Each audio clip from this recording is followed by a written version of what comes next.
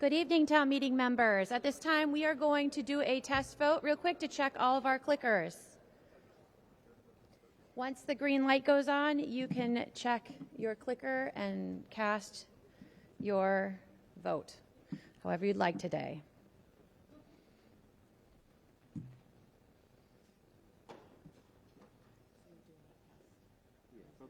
This is just a test.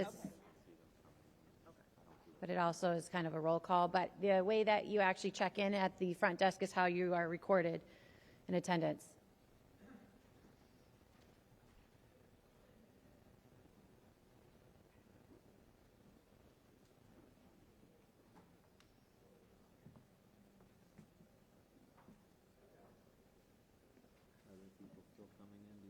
No, looks like we're good.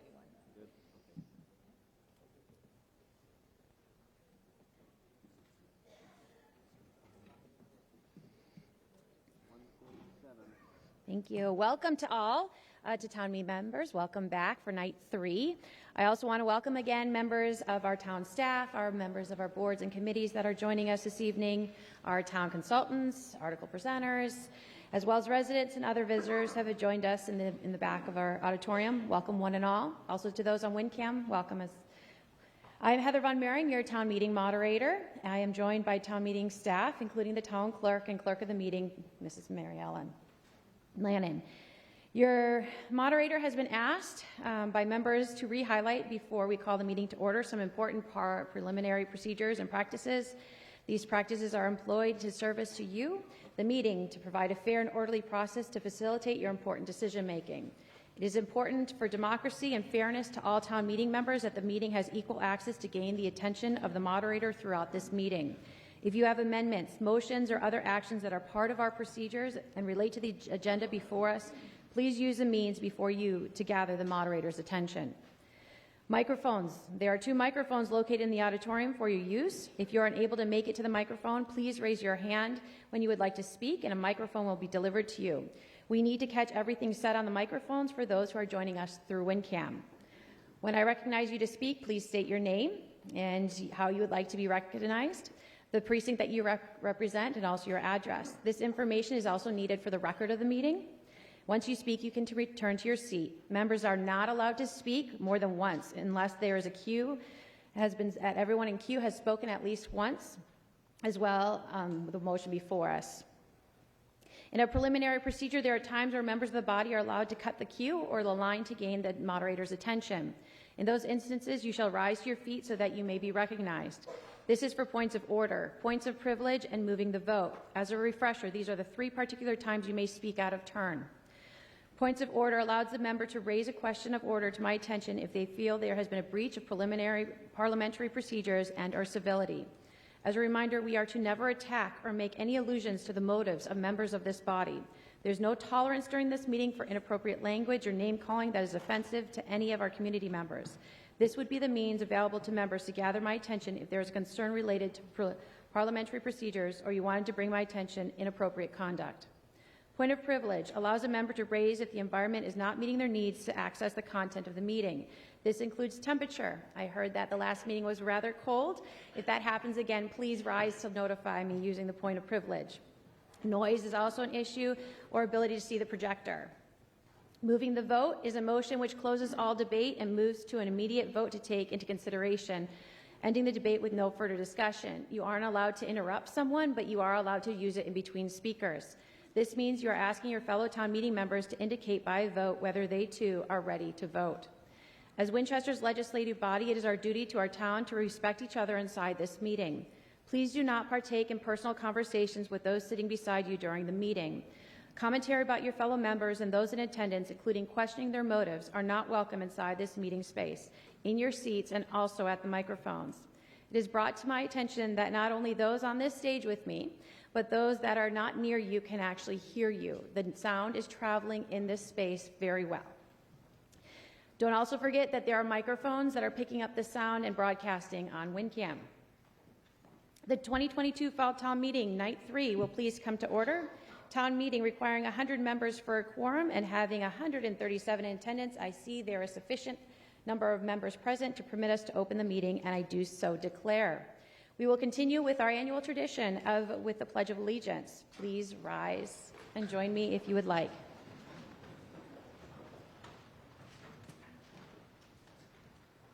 I pledge allegiance to the flag of the United States of America and to the republic for which it stands, one nation, under God, indivisible, with liberty and justice for all.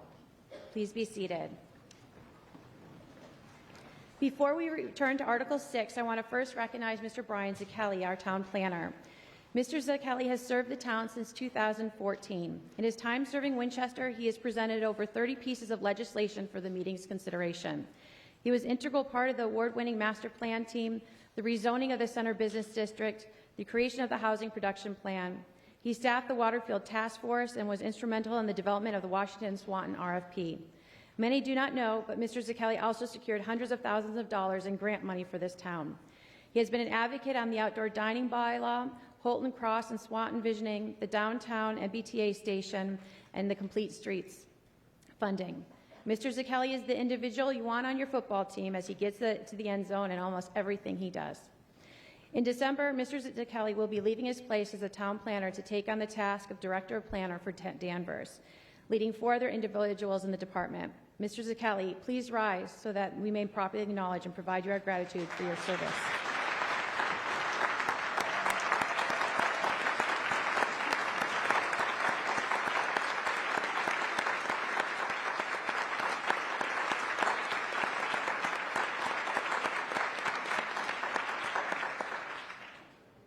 This evening, the agenda before us is to complete Article 6. Then the intention is to then proceed to Article 10 and continue in order of all the articles that remain to completion of our business of the fall town meeting tonight.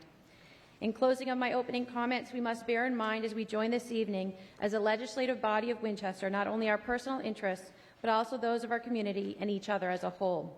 As we deliberate, let each of us here tonight maintain an open mind, an open heart, graciousness when we disagree, and a healthy sense of humor so that the business of this meeting will not be a source of division among us when our business here is finished. Returning back to Article 6 where we left off, I currently have a list of the speakers that were currently in queue. If those speakers would like to please continue, please come to the microphones and stand in line.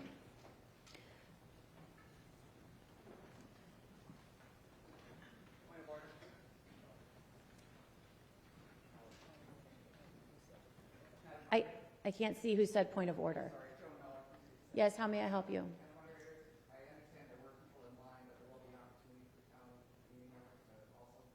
Yes, they get first right, and then you can actually, once they're in queue, you can jump in behind them if you would like.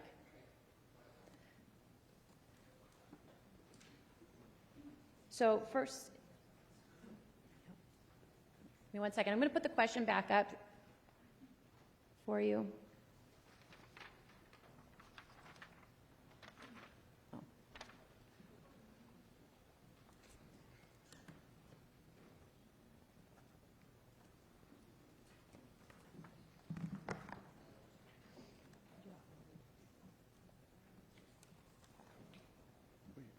I'm actually going to reread it for you when we're ready, just since we've had a break, so everyone is reminded what we are discussing and deliberating on.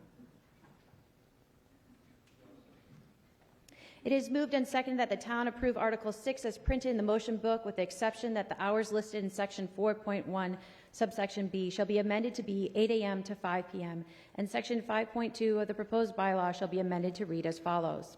Section 4.2, gas leaf blowers may be used, subject to limitations set forth in Section 3, by all users as follows. A, Mondays through Fridays from 8 a.m. to 5 p.m.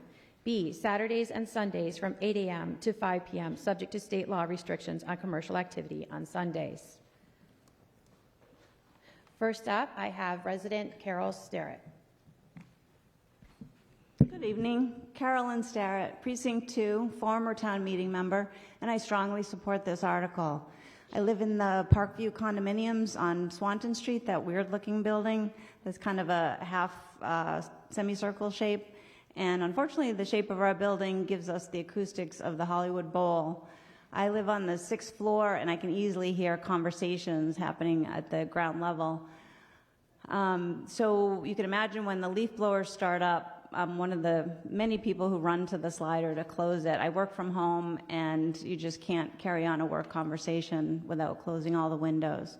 So for me, this is a quality of life issue, and that's my personal reason for asking you to vote yes. But I'm also the president of Sustainable Winchester, and in our 17 years, this is the issue that we've been most often asked to address. It's been on Winchester residents' minds for a long time. So we were more than thrilled when a little over a year ago, Rachel Whitehouse came to us and said that she was willing and eager to take on a leadership role for helping to restrict gas-powered leaf blowers. And then we proceeded to watch in amazement as she and Woody executed what a select board member recently called the gold standard of citizens' petitions because of the thoroughness of their research, their attention to detail, and their eagerness to address the concerns of all stakeholders. But often projects like this, the opposition doesn't voice their concerns until the end of the process for various valid reasons, and that's what happened here. And so the proponents, in a gesture of good faith at the 11th hour, added 24 hours to each week that the gas-powered leaf blowers were to be in use, and also added 2 weeks in December so that folks could take advantage of the final leaf drop-off at the transfer station. We are in a climate crisis, and often people ask what we can do. Tonight we can do this.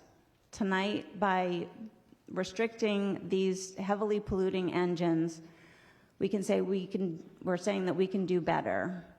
And at the same time, we're helping to drive the market for electric lawn equipment. Financial considerations are a value in this community, but we share others as well. A peaceful home, clean air, and a healthy environment. So please join me in voting yes. Thank you. Thank you, Ms. Sterrett. Further on the list that I have from the last evening, Mr. Diabgerius. Thank you, Madam Moderator. Diabgerius, Precinct 8. When we left off last Tuesday, we heard a lot about cost and convenience, and I want to talk about the cost and inconvenience that's being borne by people currently. We always talk about how much extra it will cost, but not doing something also bears a cost. So for instance, I've never had someone knock at my door at 9 in the morning and say, "We're going to be causing a lot of noise, do you mind?" No one has come after my important business meeting was disrupted and say, "How much will that cost to make that up to you?" No one has ever, so we have the cost of the pollution. Who bears that?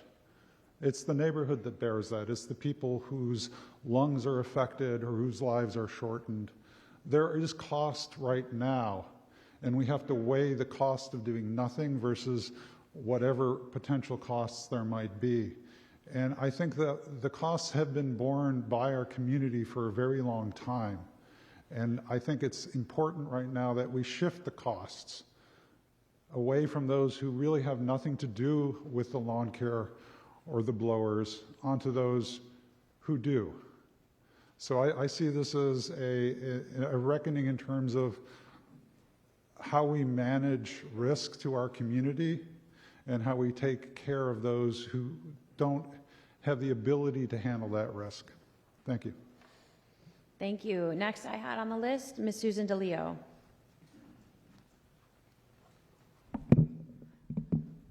Hi, Susan DeLeo, Precinct 5, 24 Taft Drive.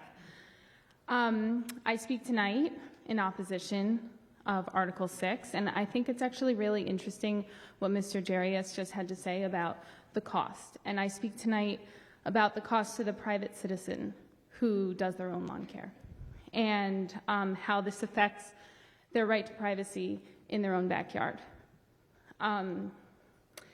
It pits neighbor versus neighbor, creating animosity in our lovely town.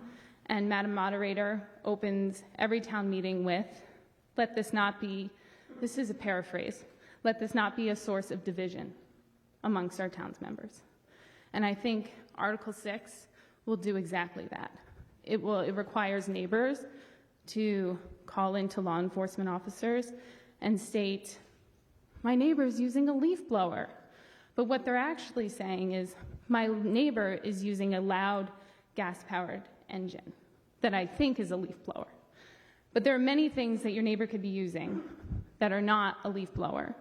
And so then what we're doing is we're having the police come out, and we're going to have them, if you're not in your front yard, if you're behind your fence or in the back, in your rear yard on a large lot, we're having the police investigate a private citizen using a legal object, a power tool, in their private backyard.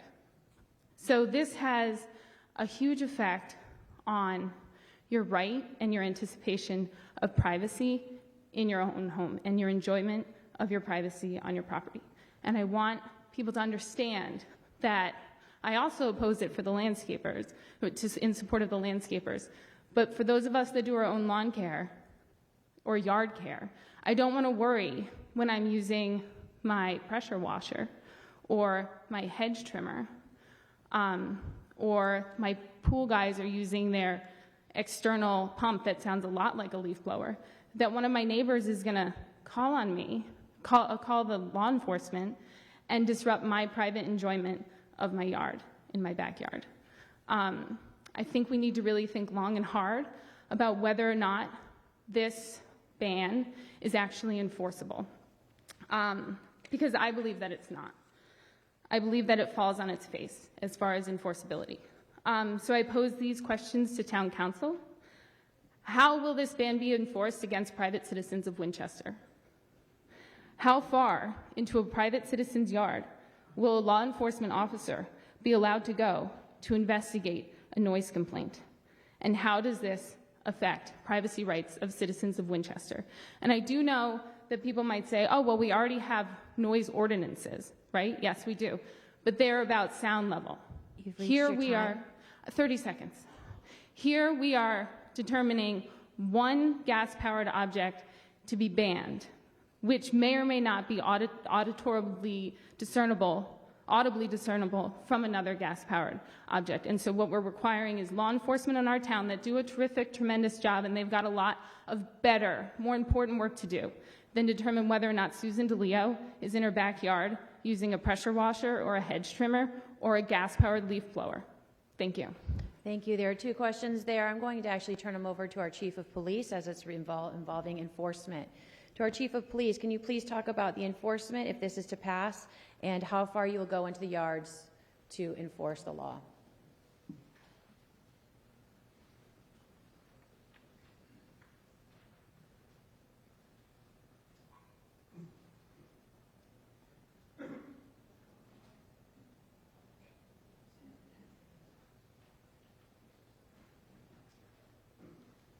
Thank you, Madam Moderator. Town meeting. Chief of Police Dan O'Connell. First question. Enforcement, how do you plan to enforce this? So right now we have a number of bylaws that we already enforce in town. The all-night parking, we have swimming in the reservoir, dogs off leash. We have a process where we would go to whatever location it is. We have tickets that we would fill out, sometimes a warning, sometimes monetary. In this case, I think there's a 4-step process where we would go there, warn someone verbally. Second time, if we were to go there, and obviously it would be logged into our CAD system. Second time we go there, we would actually get the information. We would send out a written notice, hey, this is the second warning, to the actual owner. Third time would be a $100 fine, and I think second time would be a $200 fine.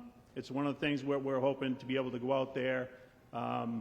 You know, we're not looking to go into people's backyards. I think it's more focused on maybe more commercial, but you know, we're going to enforce it just like we would any other bylaw. If it was a noise thing at 7 o'clock in the morning, our overnight cars would come off of the road, and they would, you know, talk to whatever construction person it was and have them shut down until 7 o'clock. This might be a little more difficult only because, you know, at 8 o'clock, between 7 and 8, a lot of times we're with the schools, making sure we're filling crossing posts, making sure the kids are getting to school safe. So it's a little bit difficult. It's not like we'll be able to get to all the calls because our priority really is the kids getting to school. Was the second question about? It was about going into the yards. So the law basically says there's curtilage. So pretty much the police can go anywhere that like the mailman could go. So if we're, your front yard, not a problem. Would we go into someone's backyard that was gated? Likely not. Thank you. Those were the two questions. Thank you. Mr. Shediak, I believe you're next. Madam Moderator, Eric Shediak, Precinct 1. I'd like to put in for a motion to amend. I would like to have Section 6 of this article struck. The reason being, I just find that the additional burden of having to register, having to pay a fee, is just undue. And, these lawn care companies, some of them sole proprietors, are just trying to make ends meet, make a living, and this just adds to their burden. Thank you. Give me one moment. Is there a second? Can you please identify yourself who sent it? Thank you.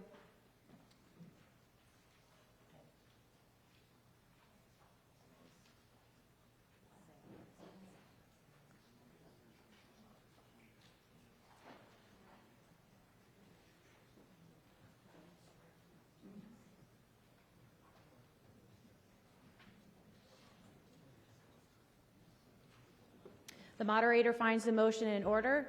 To proceed, we'll go back to the proponent of the article. At this time, the motion is to amend Article 6 by striking Section 6. Madam Moderator. Thank you, Madam Moderator. Rachel Whitehouse. The Article 6 and the registration and enforcement element were designed together, and the registration is specifically a piece of getting the information about the landscapers and residents. And we also worked with Chief O'Connell on that, and he felt he needed that information in order to be able to enforce the bylaw. So when he goes out, as he just explained, onto the calls, and drives out to a resident's home and sees that a warning or a fine needs to be issued, he has the information there, then right there on his squad car computer system, so that he can look up the company and see if they've already had, if they've already been warned, or if there's a fine that is required, and so then he can send the ticket from there. Sorry. So that's all, So I guess what I would say is that the registration and enforcement were built together, following conversations with Mary Ellen and Chief O'Connell. Thank you very much. May we have a recommendation from the Select Board? On behalf of the Select Board Chair, Mr. Mucci. The Select Board 2-1 votes unfavorable action on the motion to amend. That's based on the fact that this has been vetted by the town clerk and the chief of police, and we feel that it would create more work in order to strike this section for our police officers arriving on scene to have to issue tickets on the scene and try to figure out who's who using this leaf blower. Thank you. It has been moved and seconded that Article 6, Section 6, registration required, be removed. Town meeting members, at this time, we are debating the motion to amend. We are not debating the core article before you. If any town meeting members have any comments or questions on the motion to amend, which would be striking Section 6, the registration required, please come to the mics. Seeing no one rise, I believe that you are ready for the vote. At this time, I'm going to get V-Voter ready for you.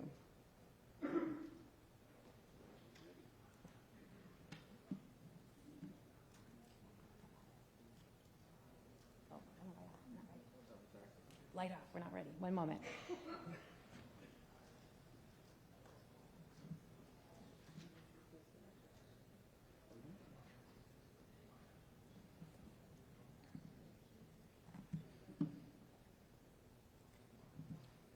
All right, a majority vote of the members present is required. We are using the voter technology, and this is to amend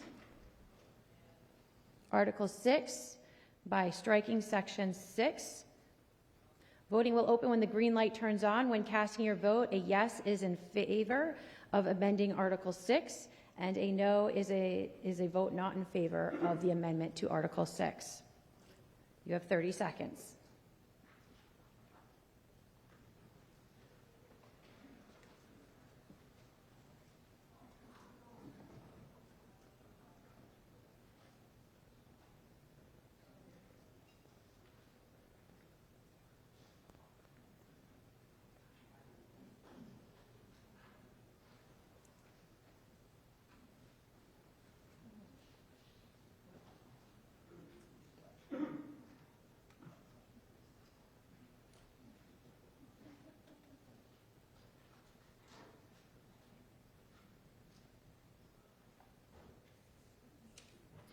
There are 44 in the affirmative and 100 in the negative. The negative has it, and the motion is lost. Returning back to the debate on Article 6. I'm just a citizen. Oh, not yet.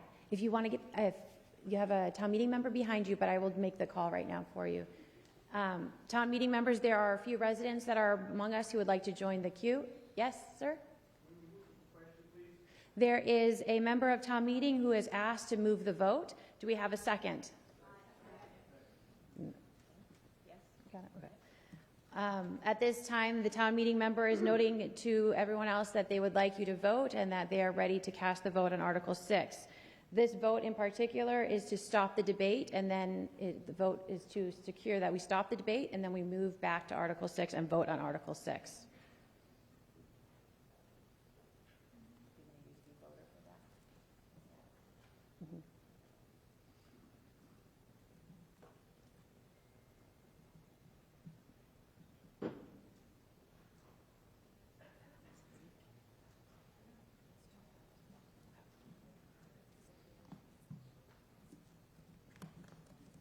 All right, a 2/3 vote of the members present is required to move the vote.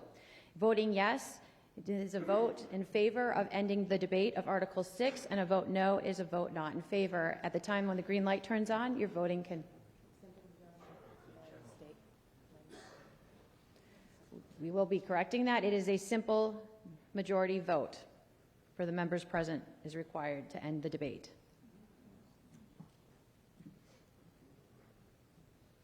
Voting has opened. Green light is on.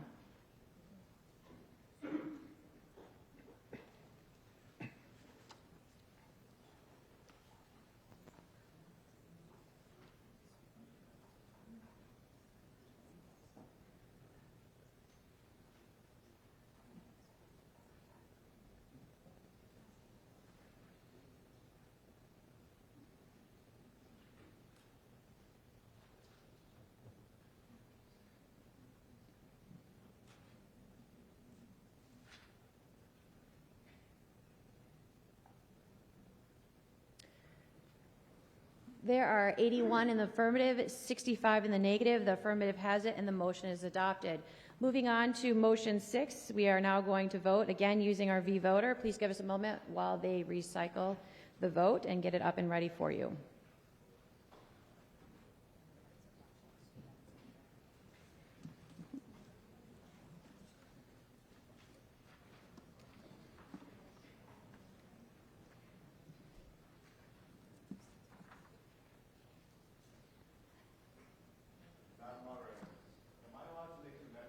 No, not at this time. Not when the move the vote is made. It stops all debate.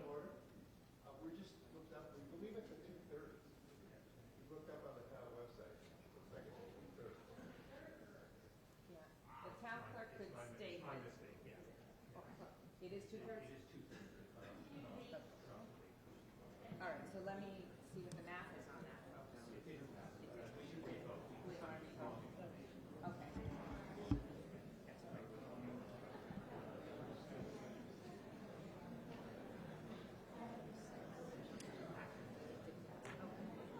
All right, so there is no trouble here. All right, so town meeting members, I was corrected if you did not notice, and I was corrected incorrectly. And so the way to correct this is we go and we recast our votes and we recall it. So at this time, we're going to open it back up for the end of debate, and you get to recast your vote. Give us one moment. Yep. Okay, please come on up. As soon as the green light comes on, it'll reset, ma'am. It is 2/3, so we're going to recall. Didn't we just vote and we already know the answer? You're voting on a bad pretense, according to town council. I'm getting the guidance that we have to do it again. We got to keep ourselves in line.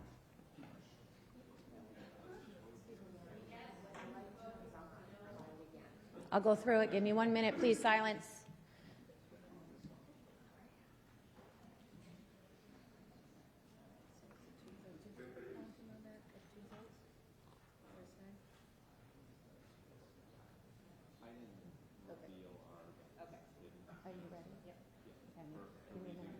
Okay.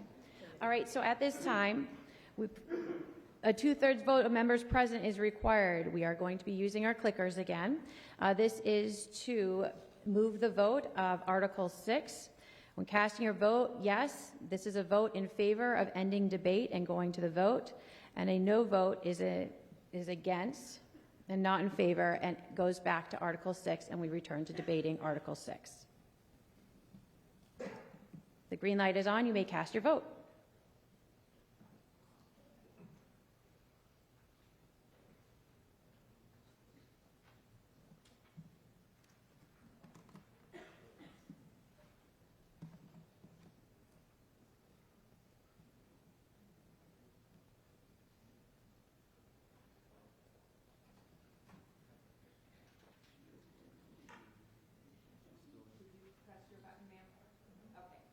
Watch it on the scroll, and then I'll take it from there.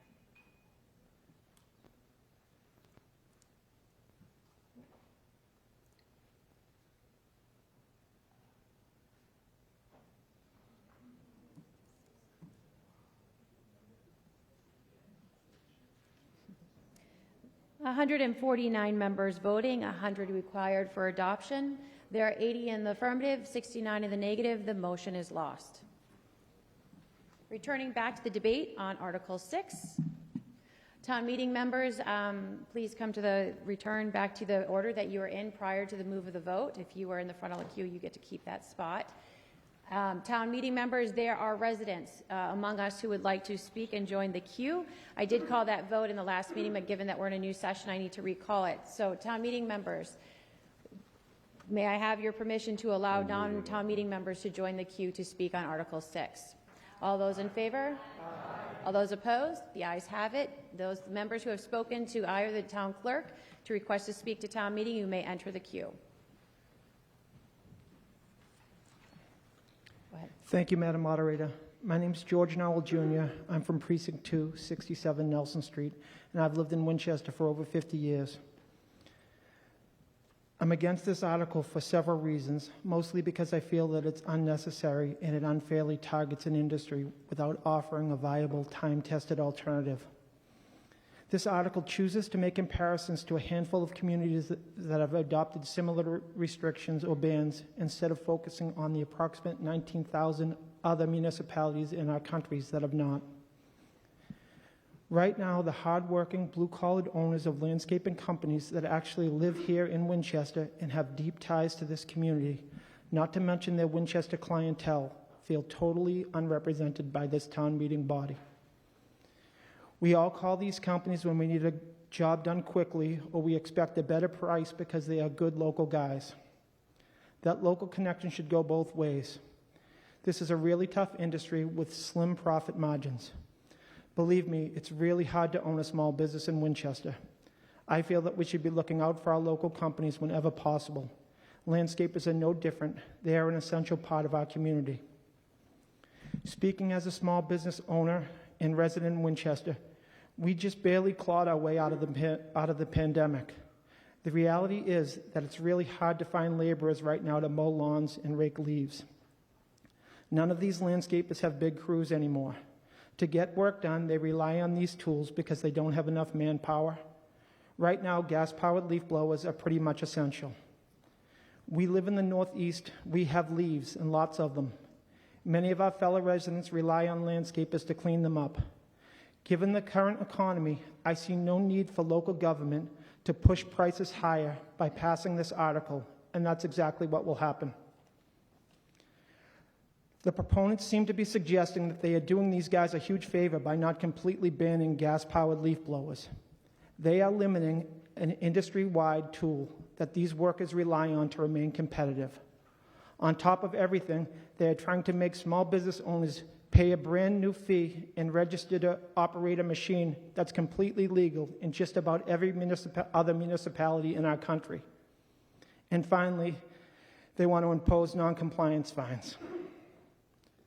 I am also concerned that proponents have blatantly cherry-picked and allowed town DPW to use gas-powered leaf blowers as a ploy to make this more palatable to you and town officials. You have 30 seconds left. There are currently about 100 other cities and towns in the entire country that have imposed these type of heavy restrictions. There's absolutely no reason Winchester needs to pass this tonight. I urge you all to vote against this article. Thank you. Thank you so much. Further on the question? Good evening. Alan Field from Precinct 5. Since I was 10 years old, I've been an asthmatic. And in fact, in Winchester, I've even been rushed to the emergency room because of whatever I was breathing. I don't know what it was, and it wasn't necessarily from a gas-powered leaf blower. But it stirs up a lot of stuff, and it might have been something in there. But it's really not about me. It's about community health. It's about our children. It's about the health of our children. It's about the health of all of us in this world. And I want to give one example of thinking about other people, and that is the landscapers themselves, the people who wear these backpack blowers. I watch out for them in our neighborhood when they come through. There's a contract for our neighborhood. And I noticed some of them are not wearing any ear protection. So I've bought, these are low-cost items, I've bought a bunch of these, and whenever I see one without one of those on, I go out and give it to them. These are almost our children. These are young men, and so far they've always been men, who really don't take seriously that those loud noises for them for multiple hours are really going to, later on in their life, come back to bite them in hearing loss. So that's a serious issue for our community and people in our community. But I think this is really about change, and we have to, when we recognize a problem, we have to try to figure out how to adjust and change. A couple of things. I'm guilty of some of these things myself. For most of my life, I've cut trees with a two-stroke chainsaw, okay? A highly polluting device also. But as I've come to realize that's a problem, I have bought an electric chainsaw, and for most things I'm able to use that. I try to use that whenever I can. As sort of as an aside, I even once had a car that had a two-stroke polluting engine, an old Saab ages ago. Now, in fact, I don't have that at all. I have an electric car, so it doesn't even have an engine to begin with. Again, it's about change, and if we see a problem, we have to be intelligent enough to think about how are we going to solve this problem. And I think this proposal tonight on 6 it's not a ban, as some people keep using that word. It's not a ban at all of all leaf blowers. It's not even a ban of gas-powered leaf blowers. It's only a restriction, a modest restriction in the hours of usage, the times of usage. And incidentally, I was just thinking about people worrying about how much they have to spend as landscapers. They don't. I can see they wouldn't have to buy anything necessarily. They could do maybe not quite as an extensive blowing job on the times when they can't use the gas-powered ones. They continue to use the gas-powered ones in the heavy use times. So I don't see it's an excessive burden on them either. So I urge you to vote yes on 6. Thanks. Thank you. Further on the question? What? I'm a citizen. Yep, I called it. You can welcome. My name is Peter Lawless. I live in Precinct 1. I just want to say how the leaf blower's noise affects me and my family. I have no problem with people earning a living and the tools they use to make a living. The problem I have is that the tool they're using is affecting my tool at home. I work from home often, even before the virus. And my tool is a telephone. And I'd like to earn my living just as much as they'd like to earn their living. But I can't use my tool when I have a leaf blower screaming in my backyard or the neighbor's yard. I have a 10-year-old child now. I brought here the other day to try to speak as well. She would get up in the morning before she was school age, and she'd be screaming with her hands over her ears because of the noise, waking her up at 7 in the morning. I'd like quiet enjoyment in my own home. I'd like my child to have quiet enjoyment in her own home.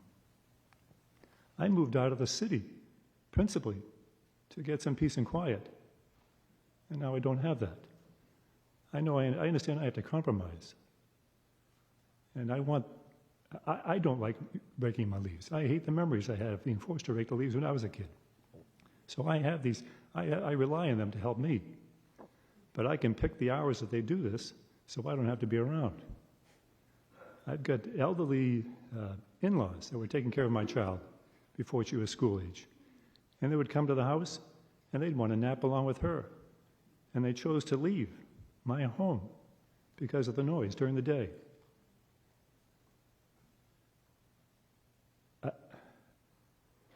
I would just like to have the ability to at least have some sleep in the morning for myself, my wife, and my child.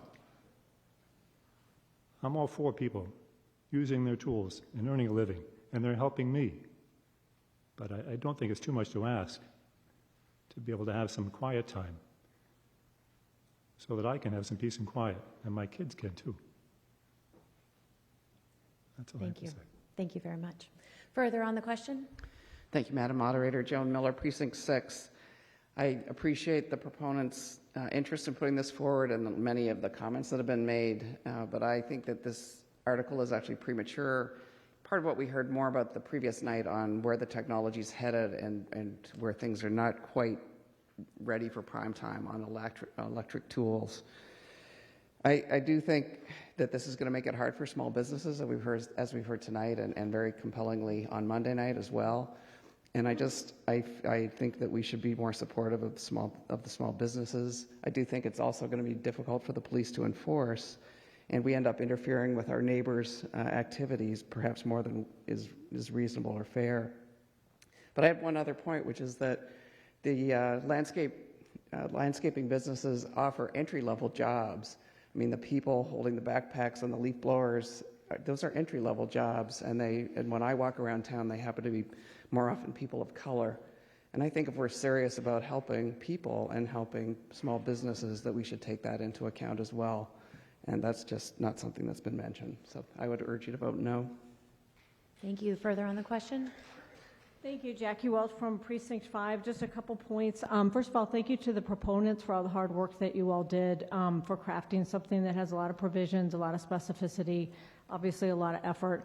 I'm very sensitive to the environmental and the noise concerns, although I do think it's interesting what many of the speakers have contributed to town meeting, particularly about whether or not this should be a referendum or town-wide as opposed to just this body deciding. In addition, I thought Ms. Susan DeLeo's comments were very important, that, you know, there's a lot of devices that make noise. It also does put a burden on our police department. But aside from that, I'm disappointed that there isn't a comparison on decibel level. Maybe everyone here is smarter than I am. I have no doubt about that. But I'm just kind of curious what the decibel comparison is. I'm assuming, because obviously I can hear leaf blowers, that they're louder than electric, but I don't know what the decibel level is for commercial electric leaf blowers. And I'd like to know that from someone other than the proponents, like maybe a scientific. I think that might be helpful to town meeting to have that data. But beyond that, I'd like to make a motion that instead of the effective date being June 1st, 2023, that it be at the earliest January 1st, 2024. There's been a lot of comments from our good people here who work so hard in the landscaping industry. They've all uniformly indicated that the technology isn't there. Whether you choose to believe that or not, they are in the field. So I think giving them some more time is something that this town meeting should consider. So I make a motion for this to be effective date January 1st, 2024. Thank you.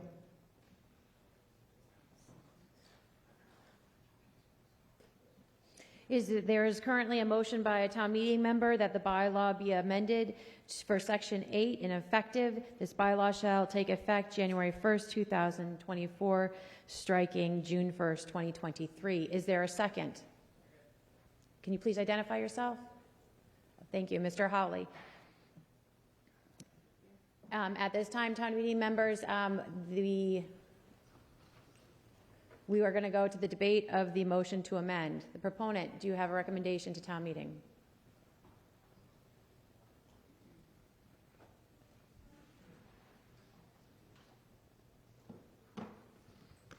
Thank you, Madam Moderator, Town Meeting. So I'd like to address that point. Gas leaf blowers are highly polluting and toxic for all. The workers, the children, and the seniors are at greatest risk. Winchester residents just want lawn care to be done without noise levels that are proven to damage hearing and to be done without spewing highly toxic fumes. They have told us they're willing to accept noise and pollution during the shoulder seasons. In response to landscaper requests, we've added 24 hours, 3 days worth of time to each week during the shoulder season. However, Winchester residents have told us that they want the transition to electric leaf blowers to start now.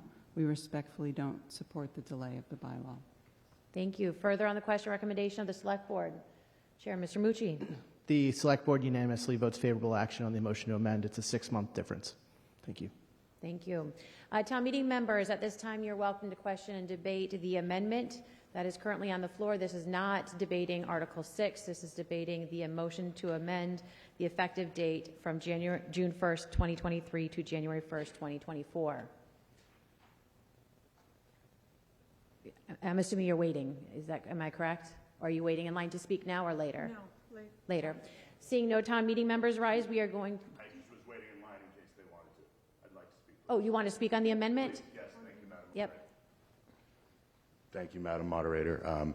Ben Albiani, Precinct 7, 58 Oxford Street, third-generation business owner in town and current president of the Chamber of Commerce. I think that this amendment is moving the right way.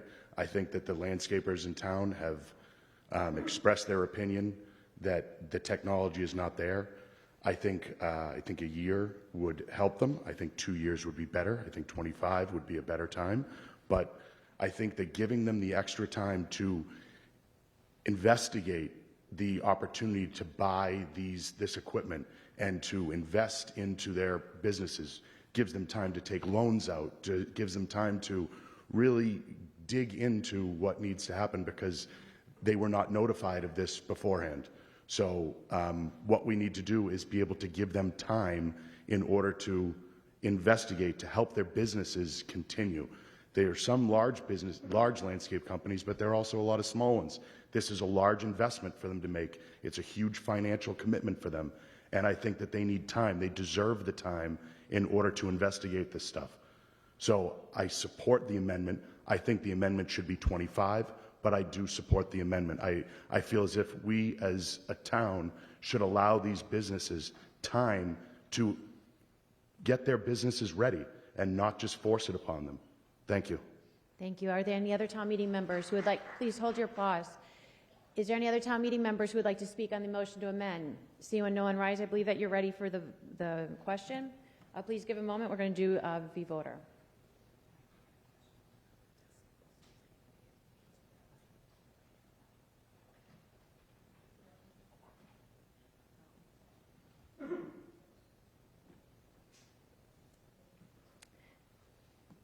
A majority vote of the members present is required. We are going to be using our v-voter technology for the vote on the amendment of Article 6, which is changing Section 8, the effective date of the bylaw, from June 1st, 2023 to January 1st, 2024. When casting your vote yes, you are in favor of the amendment. When you cast your vote no, you are not in favor of the amendment. The green light is on. You can cast your votes.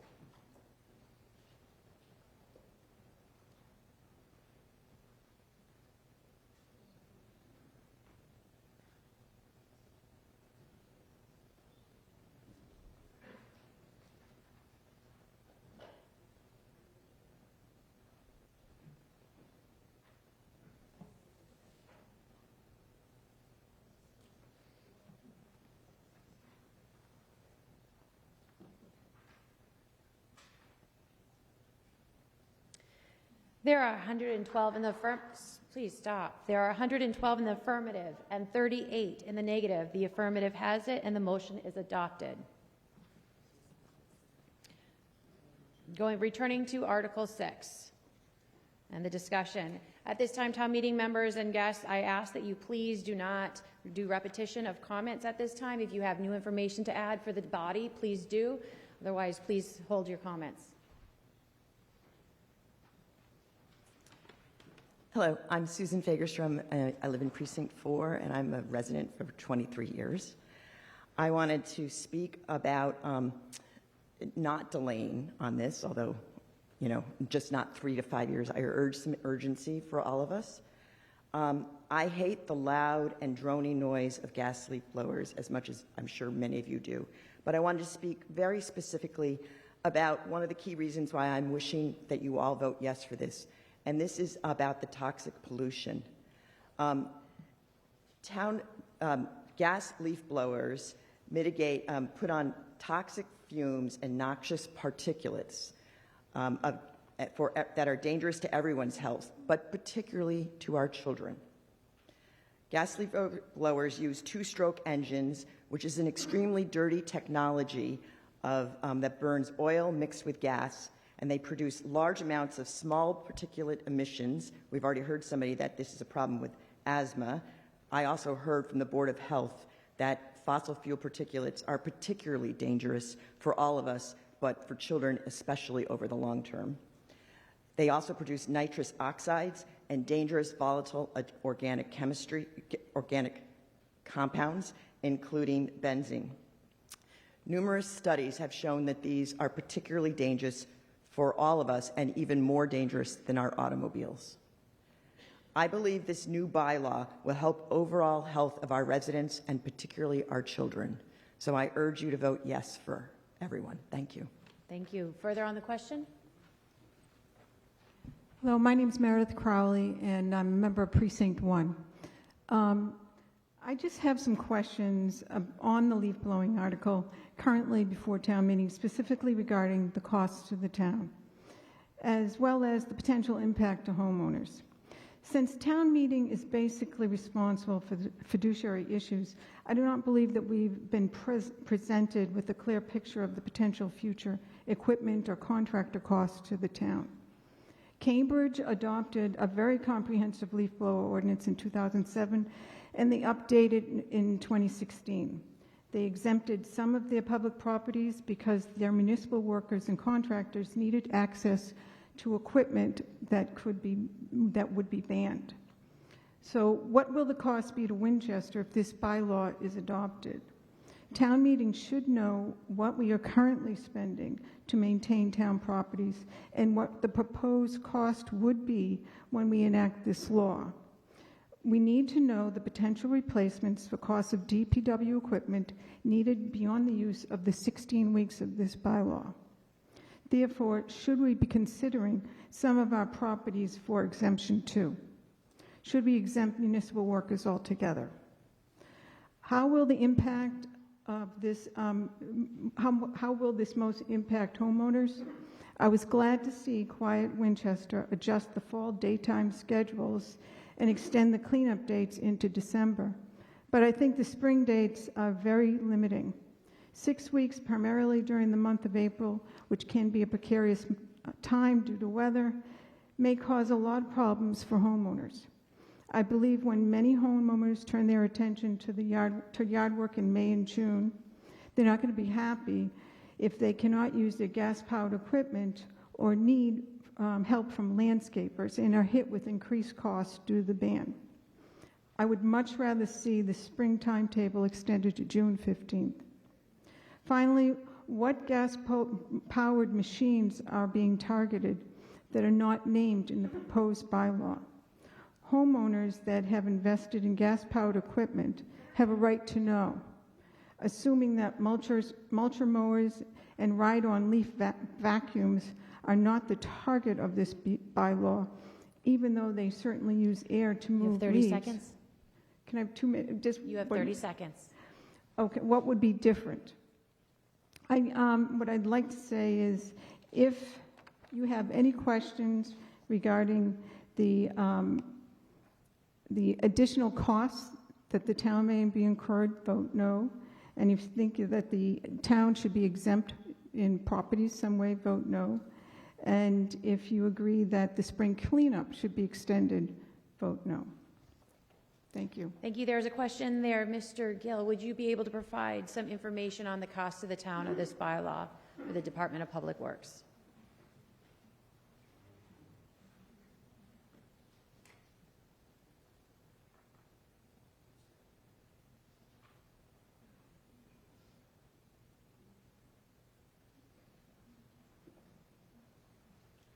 Madam Moderator, town meeting members, when I spoke the other day, I did get some more information. Just to let you know, we do have a landscape contractor that does the cemetery and a lot of the grounds around town. We have a 3-year contract. We're in the first year of that contract, and when we go out the contract, we specify what type of equipment you can use around the town of Winchester. We allow blowers, gas. We do not have in the contract electric blowers at this time. I asked him what would it cost to fit his department and use electric blowers during the seasons that we are looking for. He said roughly it costs about $80,000. But right now we have a contract with him, so it would cost the town $80,000, you know, he talked about if we made him do it now. After the 3rd year, we could relook at this, but right now, we can't change the contract at this time. Thank you. Yes. Do we have a second? All right. The motion to move the vote, that ends the debate at this time, and we go to vote to determine if we are going to end debate and move to the vote of Article 6. At this time, I'm going to use our V-voter again. This requires a 2/3 vote.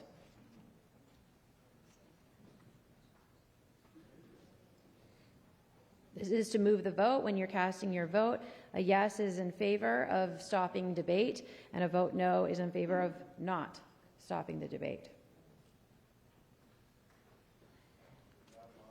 You may cast your vote. This is for the amendment, so this is 2024, correct? No, that has already passed. This is to stop the debate at this time. That is closed. That amendment is part of Article 6 at this point. No, that's all right.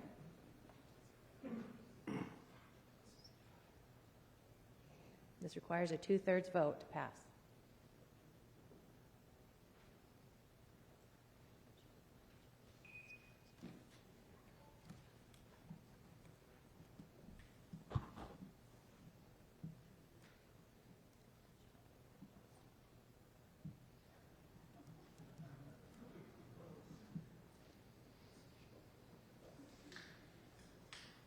The 144 members voting, 96 required to pass. At this time, I'm going to scroll through and make sure that everyone's vote counts before I call it.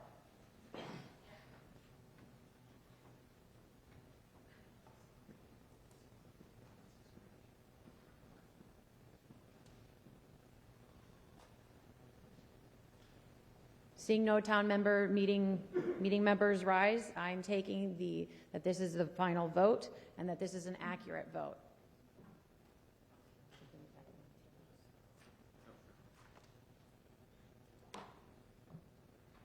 There are 92 in the affirmative and 52 in the negative. There is not a 2/3 in the affirmative, and the motion fails.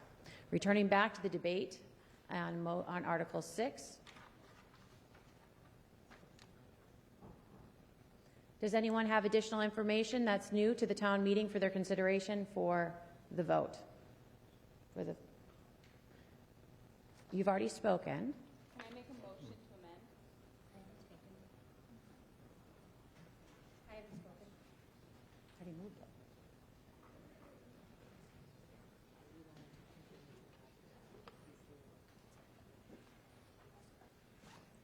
What are we doing there? Okay. I think the gentleman behind you. Okay. Thank you, Madam Moderator. Thank you, board members, and thank you, town member meeting. My name is Michael Costello. I'm the owner of MC Landscaping. Thank you for letting me speak tonight. As my local landscaper said, Cliff, the technology isn't really there for us. I'm kind of concerned and wondering why this has been going on for 18 months and why most of us are just finding out about this in the past couple of weeks. During the pandemic, it's been very difficult for us to buy any type of equipment, vehicles, blowers, mowers.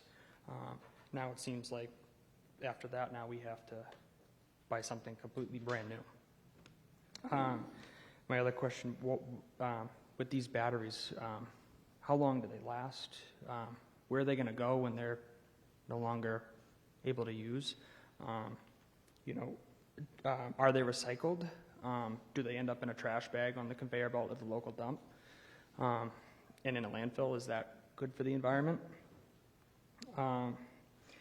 My biggest question for everybody in the room tonight, I don't know what everybody does for a living, but I use this tool multiple times a day.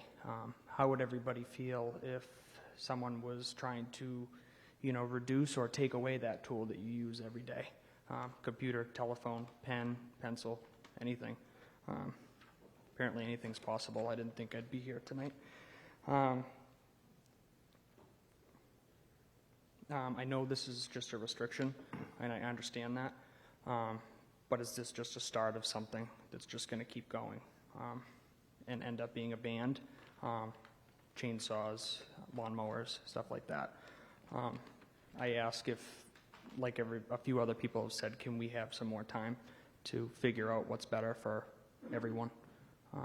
Thank you again, everybody. Thank you. Mr. Deering? Yes, I'm Bob Deering from Precinct 1. I have two questions to the proponents and one comment following that. The first question is, I know we've been talking about landscapers.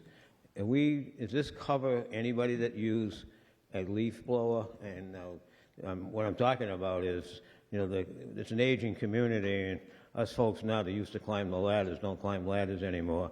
And we have hire people to come and clean our gutters. And, you can see where the leaves are now. So it's going to be late November, probably possibly early December. And when they came the last time, there's three gentlemen under my roof with leaf blowers, and they come down, and the leaves that float around down the ground, they come. So I'm just wondering if this article pertains to those situations that they're not landscapers, they're clean gutters. And my second question is, I believe Belmont was the first town that imposed this type of regulation. And has anybody contacted Belmont and see if it has worked, have they made changes, or any issues that we may benefit from? And my comment is, like electric cars and electric-powered leaf blowers, the technology isn't there right now to support it. If every landscaper went out to buy these new batteries, I don't think they could be supplied with them, because I don't think we have the facilities right now that could produce those batteries in that number that could meet their needs. And second of all, we're all concerned with climate. These batteries, like the batteries that come out of electric cars, are actually a hazard when they have to dispose of them, because of the type of metals that are in these batteries compared to the one that we have, AAA come out and charge for us. So those are my two questions. So the first question, just to clarify, is if leaf blowers can be used for gutters? And what was the second question? Second question, had anybody contacted the town of Belmont, who I believe was the first town that enacted such an article, and what they experienced, that we maybe learn from them before we go too far down this path? And that was Belmont, you said? Yes. All right. No, I'm sorry, not Belmont, Brookline. Brookline. Thank you. To the proponent, can you provide additional information to the meeting regarding leaf blowers and their use for gutters? And also, can you provide information if you researched the town of Brookline's leaf blower situation? Thank you, Madam Moderator. To answer your question, sir, the bylaw addresses any equipment that uses gas to move, to blow leaves. Yeah. So I don't think that applies to taking leaves out of gutters, but if someone wanted to use a leaf blower to get leaves out of gutters, it would. But it only applies to that one tool. And as to the second question? The town of Brookline? The town of Brookline. If you have any additional information on that? We have researched and reviewed the materials on their website and their bylaw, but we have not spoken to anyone in Brookline, no. Thank you. Any other further questions? Bill Johansson, Precinct 7, lifelong resident of Winchester on Middlesex Street. And, you know, I was telling people before we came in that when we started, there was only a couple houses on every street that had a landscaper. And now, like, almost every house on the street has a landscaper. And when we used to clean up yards, we would only clean up a small portion. We would just clean up the lawns and maybe blow off the common areas. But now everything has to be cleaned, wall to wall. And, you know, this really is becoming, you know, us against them, you know, another thing of division and our divided town and country. And, you know, but there is one thing we all have in common, like this stuff all needs to get cleaned up. And I think many people have said that the technology is not here yet. It's just not. And electric also makes noise. Like if you've ever been around an electric backpack blower, they whine. You know, it's a different sound, but it's not silent. And the piece on the environment, like, you know, if you've ever seen pictures of lithium mines and what it takes to make these batteries and the scar on the earth that they put in, and then these batteries, they're also not recyclable. They're trash. You know, regular car batteries and stuff that we grew up with, they could actually, the core of those can be recycled. These batteries are trash. And we would need hundreds of them just for the people in this room tonight. I don't buy the environmental piece. You know, I do understand the quiet and the you know, but it's become a necessity in our community that people expect to have their properties. And the time of year is really, really hard because if you remember back to like the springtime, the oak trees, we have so many oak trees in town, and when they let go of all of their tassels and all of that pollen falls, it covers everything. And that all, if we had to sweep all that up or use electric blowers, it just wouldn't work. And now we also need to have like 2 pieces of equipment for a job that could be done by 1. And, you know, it's just sad. You know, everybody's really, really, you know, feels strongly about this, but, you know, let it, you know, I guess let it begin with you. If you don't want gas and you don't want noise, say no. Like, don't have them in your yard.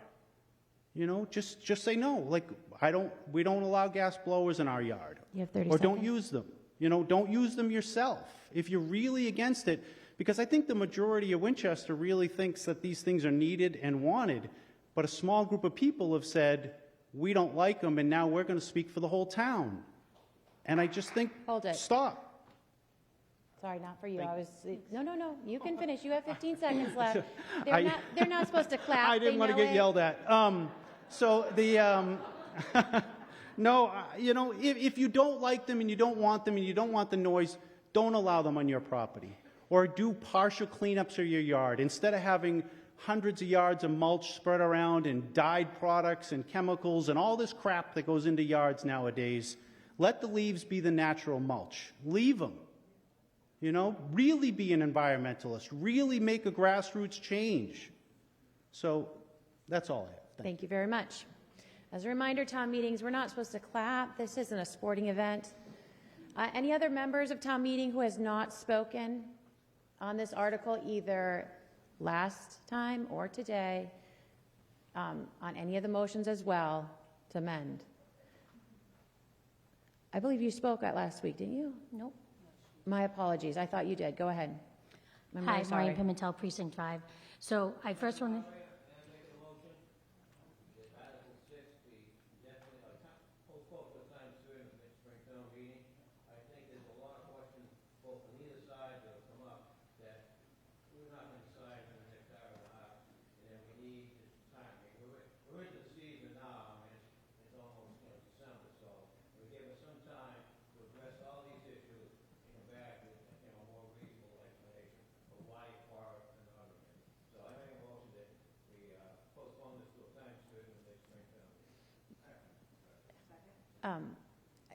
You were speaking, so are you comfortable with that?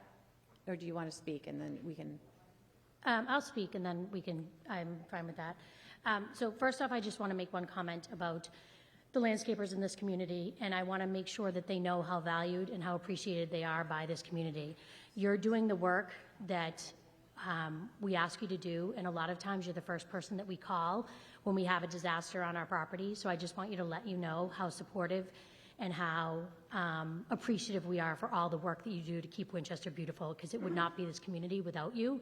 And I hope that this body and this motion is not making you feel less welcome in this town. That's my first thing. My second question, which I sent an email to Quiet Clean Winchester earlier this week and asked specifically, because this was brought as a collaborative argument, or collaborative, not argument, excuse me, article to the town, that they had collaborated with multiple landscapers prior to bringing this to all of the boards and to town meeting. Specifically, which landscapers they spoke to would be my question, because we've all been inundated by landscapers who have now emailed us since finding out. So I just wondered if they had an accurate list of who they spoke to collaborate on this bill to make sure that we're capturing the landscaper's perspective. So that's my first question. And then my second question is, I know somebody just asked about a scientist specifically giving information about decibels, but today I ran a gas leaf blower and an electric leaf blower. And personally, for someone who works from home, I don't think we have an argument on noise complaint. They basically sound the exact same. So I know you have data on the decibels, but I'd love to see that again, because I don't think that we can make an argument on noise from gas versus electric leaf blowers blowing, multiple blowers blowing at a time. So those are my two questions. To the proponent, can you please provide town meeting information on what landscapers that you spoke to?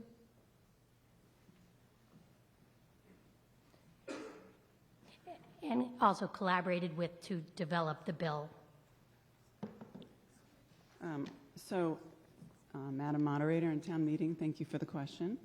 I'm sorry if we didn't respond to your email. That's fine. Sorry about that. It's I been know a you guys little are busy. hectic this week, having No, it's been busy. down here Everybody's 3 busy. nights in a row almost with everybody else here. So we heard from many landscapers, as I said repeatedly. I would like to point to one in particular that we spoke to, who has given us permission to use his name. I don't have permission to use names. So I would like to point out John Teague, if he's here. I'm not sure. John Ty. John Ty, if he's here.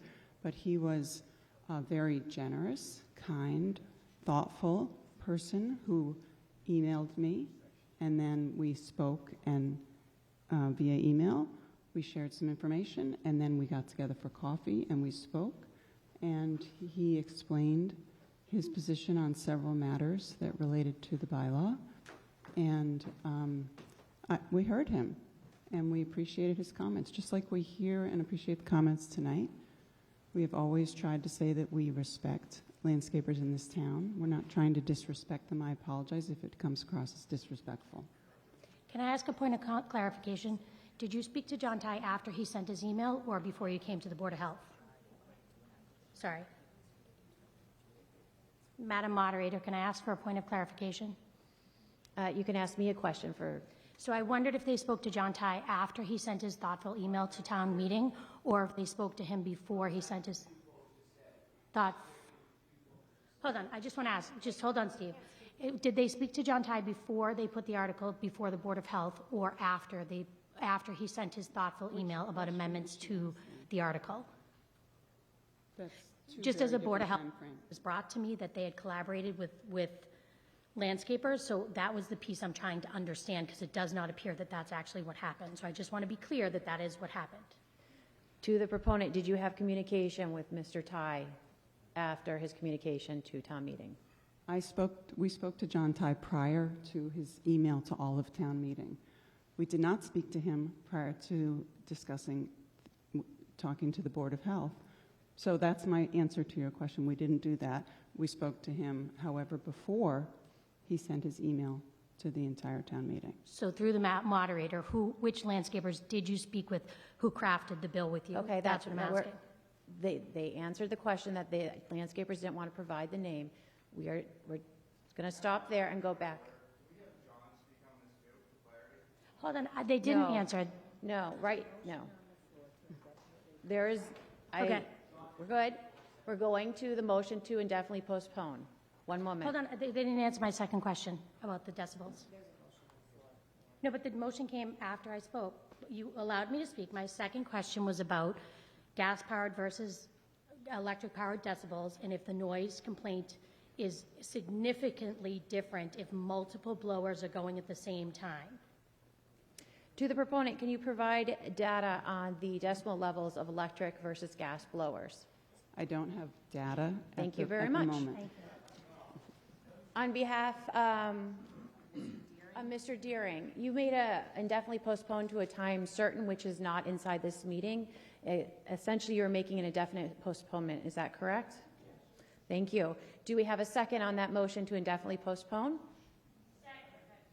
Can you please identify yourself? Thank you.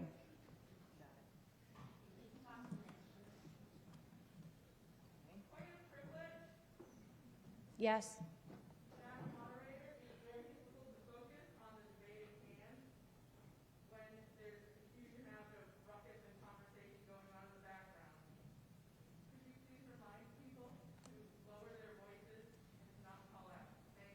Thank you. To town meeting members, as a reminder, the sounds in here transfer very much. Please do not have conversations. People can hear you, and it is also distracting to those around you. At this time, there's a motion to indefinitely postpone.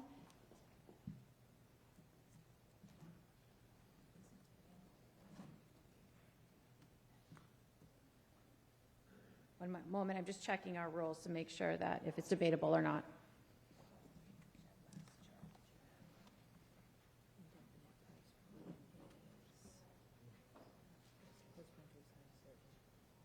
It is debatable. At this time, any town meeting members have any comments on indefinitely postponing Article 6? Seeing no members rise.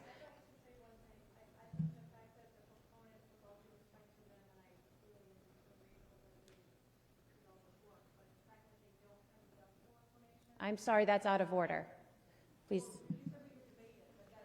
No, we're talking about indefinitely postponing. Oh, you said you had a point of order. That wasn't a, if you want to debate, would you like a mic brought to you, or would you like to come to the microphone? She's just reiterating the point that she made at the... Okay, can we bring a mic to you so everyone can hear what you had to say? My apologies. I thought you were calling a point of order, which that's not a point of order, so that's a comment. Thank you.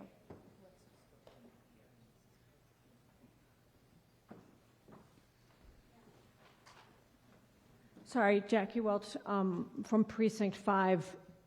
No disrespect intended towards the proponents, but because we don't have all that decibel information, that's just one example of additional information that I think would be helpful to town meeting, so I support the motion to postpone until spring town meeting. Thank you. Thank you very much for being flexible there. At this time, a majority vote of the members present is required. We're going to use our V-voter technology for the vote on the Article 6 indefinite postponement. Voting will open when the green light is on. When casting your vote, a yes is in favor of indefinitely postponing Article 6, and a no vote is not in favor of postponing Article 6. Please cast your votes now.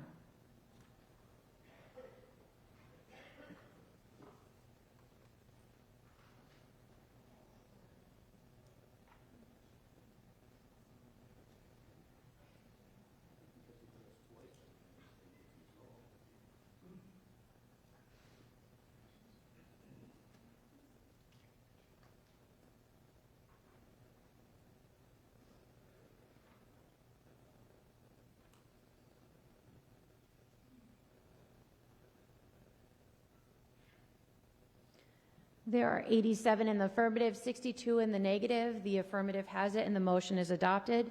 Article 6 is indefinitely postponed. Moving onward onto our agenda.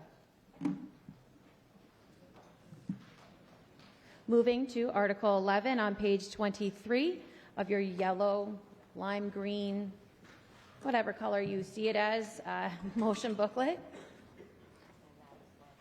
And that is to recommend the select Board and Town Manager prepare a communication plan. It is moved and seconded that the town meeting recommend that the Select Board and Town Manager prepare initial town communication plan. The plan should describe very briefly the purpose and goals, audiences, information, interests, and communication channels, tasks, roles and responsibilities, schedule, 3-year budget, 3-year evaluation metrics. The town meeting recommends further that the plan, including the schedule and budget, be reported to the 2023 Fall Town Meeting. On behalf of the proponent is the Communications Study Committee Chair, Mr. Lance Grensbach.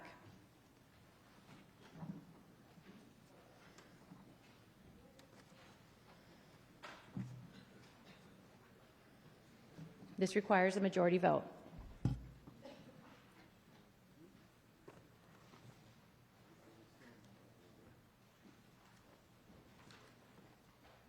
didn't think you were speaking, sorry.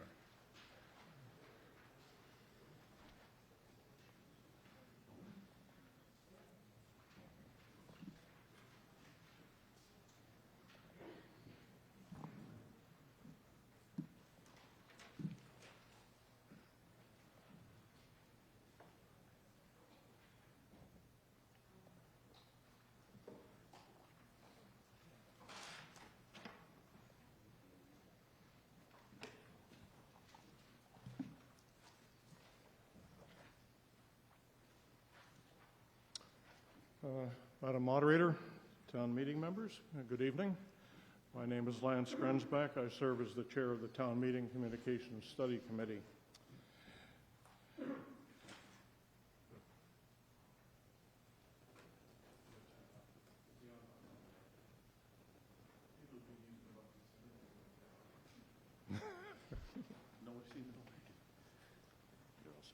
Okay, thank you.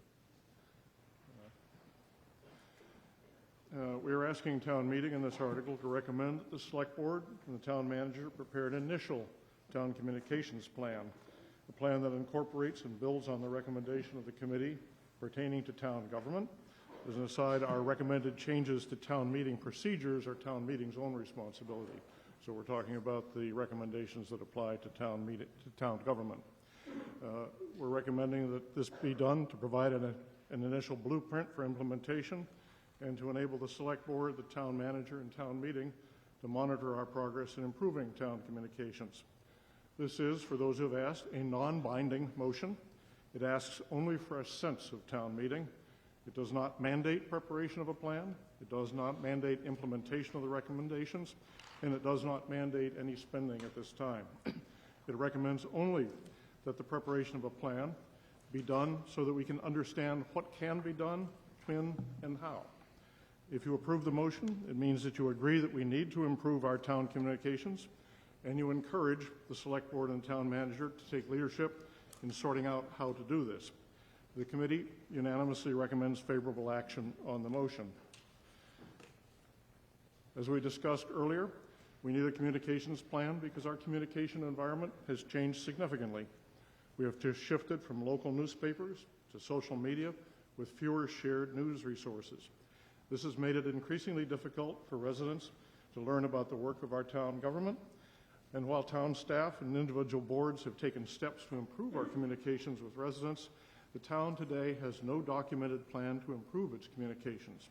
We unfortunately have no stated goals or list of tasks, no assigned communication responsibilities, no timeline for improvements, no defined budget, and no provision for communications training. We're asking for a plan that would be very straightforward. We're not asking for an elaborate or expensive plan, but we are recommending and encouraging the need for a simple, straightforward written plan. At a minimum, that plan should state the purpose, in this case, to establish more robust and effective communications among town government, town meeting, and town residents, to identify the primary audiences for town government information, their key information interests, and their preferred communication channels, which are quite wide today. We'll have some data on that later. To summarize the tasks that the town will undertake, such as reconfiguring the town's website and the roles and responsibilities for carrying out those tasks, and then to provide a schedule and an estimated budget for the work. We expect that it will take time to implement all the recommendations, so we suggest sketching out a 3-year plan consistent with the town managers and the FinCom's budget forecasting cycle. Again, it need not be an elaborate plan.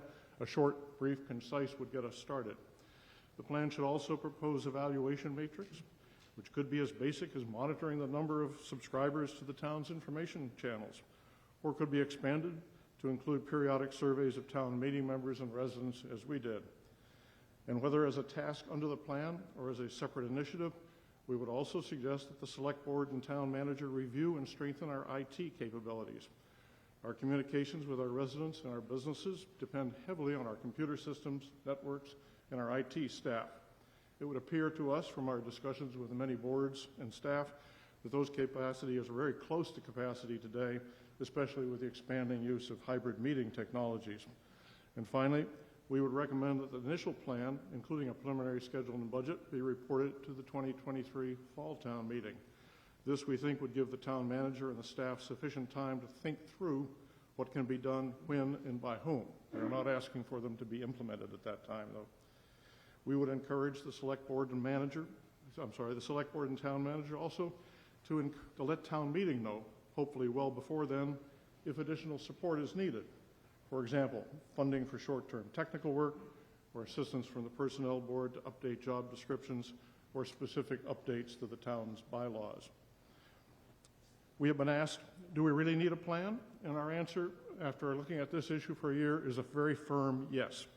We are well overdue, and I repeat that, well overdue to rebuild our communications, which are based back in the 50s, and we've moved forward, but they're still out of date. We have multiple tasks ahead of us, some larger, some smaller, that need to be programmed and implemented as time and staff are available. A quick example. If a Belmont resident searches their town website for budget, they quickly get to this pretty well-organized budget page. Likewise, if an Andover resident searches their website for budget, they quickly get to this also pretty well-organized budget page. However, if a Winchester resident, and I've tried it, searches for budget, they get this page with, at last count, 475 possible items to review. I assure you the budget is in there, but click, click, click, click, we eventually get to it. So one of the early tasks under restructuring the town website should be to install a better search engine. This and similar tasks are best mapped out, scheduled, and costed in a written plan so we can understand how they can be implemented. If we prepare a plan, the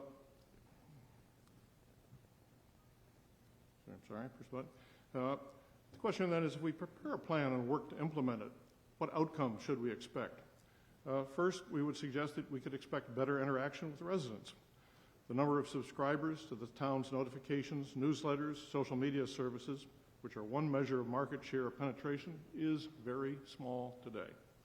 The blue chart on the left shows the number of subscribers to the town's social media as a percentage of the population over 18 years of age. This includes subscribers to the town manager's newsletter, the town calendar, the 911 emergency notification system, and the town's Twitter and Facebook accounts, and the school department's emails. The school department's emails do best, partly because I think it's required homework for parents. For comparison, the green chart on the right shows the number of subscribers to the Winchester, Massachusetts resident Facebook page. Considerable difference. We believe the town can and should do better at getting information out to its residents. We should also expect better informed town meetings. As many of you will recall, in our survey of the 2021 town meeting members, we asked residents to rate communications between town government and town meeting, within town meeting, and then between town meeting and its residents. 71% of members responded. We thank you again. Communications between town government and town meeting, the green chart, got an average rating of 3. Adequate, but not great. Communications within town meeting, the blue chart, and between town meeting members and precincts, the red chart, got consistently lower marks. Here again, we believe that town government and town meeting can do better at getting information out to town meeting members and their constituents. And finally, with improved communications, we should expect effective town government. This slide shows a list of the issues and projects facing the town now and in the next few years. It's a good list. It was prepared for the Select Board, I believe, as part of the application for the position of town manager, of the request for applications. It's a long list. Residents and businesses will be asked to weigh in on these issues and projects, and town meeting will be asked to vote on many of them. We must ensure that all of us hear about and understand these issues and their projects in time to vote and make well-informed votes. Again, we can and should do better about keeping ourselves informed about town business. As we close, better communications, we've heard, will encourage engagement, build community, encourage collaboration, and hopefully inspire greater trust and higher confidence in our collective decision-making. However, it is our responsibility as town meeting members to make sure this happens, because our town meeting form of government depends on well-informed citizens and well-informed voters across the two. A communication step is a first step, a very small one, but it is a very important one. Town meeting's action on this motion will signal that, one, we want to improve our town communications, and two, the town meeting will support our boards and town staff as they do so. Our committee asks you to vote yes on Article 11. Madam Moderator, that concludes the committee's presentation. Thank you so much, and thank you so much to the committee for their work. May we have a recommendation from the Select Board?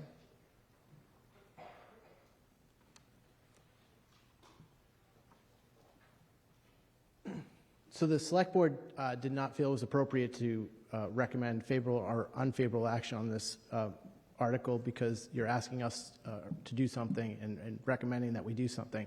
However, I will state, certainly we take communication very seriously. We strive to improve our communication all the time, and you can see that in the measures that we've taken with the town manager's newsletter, my communications over the summer telling you what the Select Board would be working towards to this body.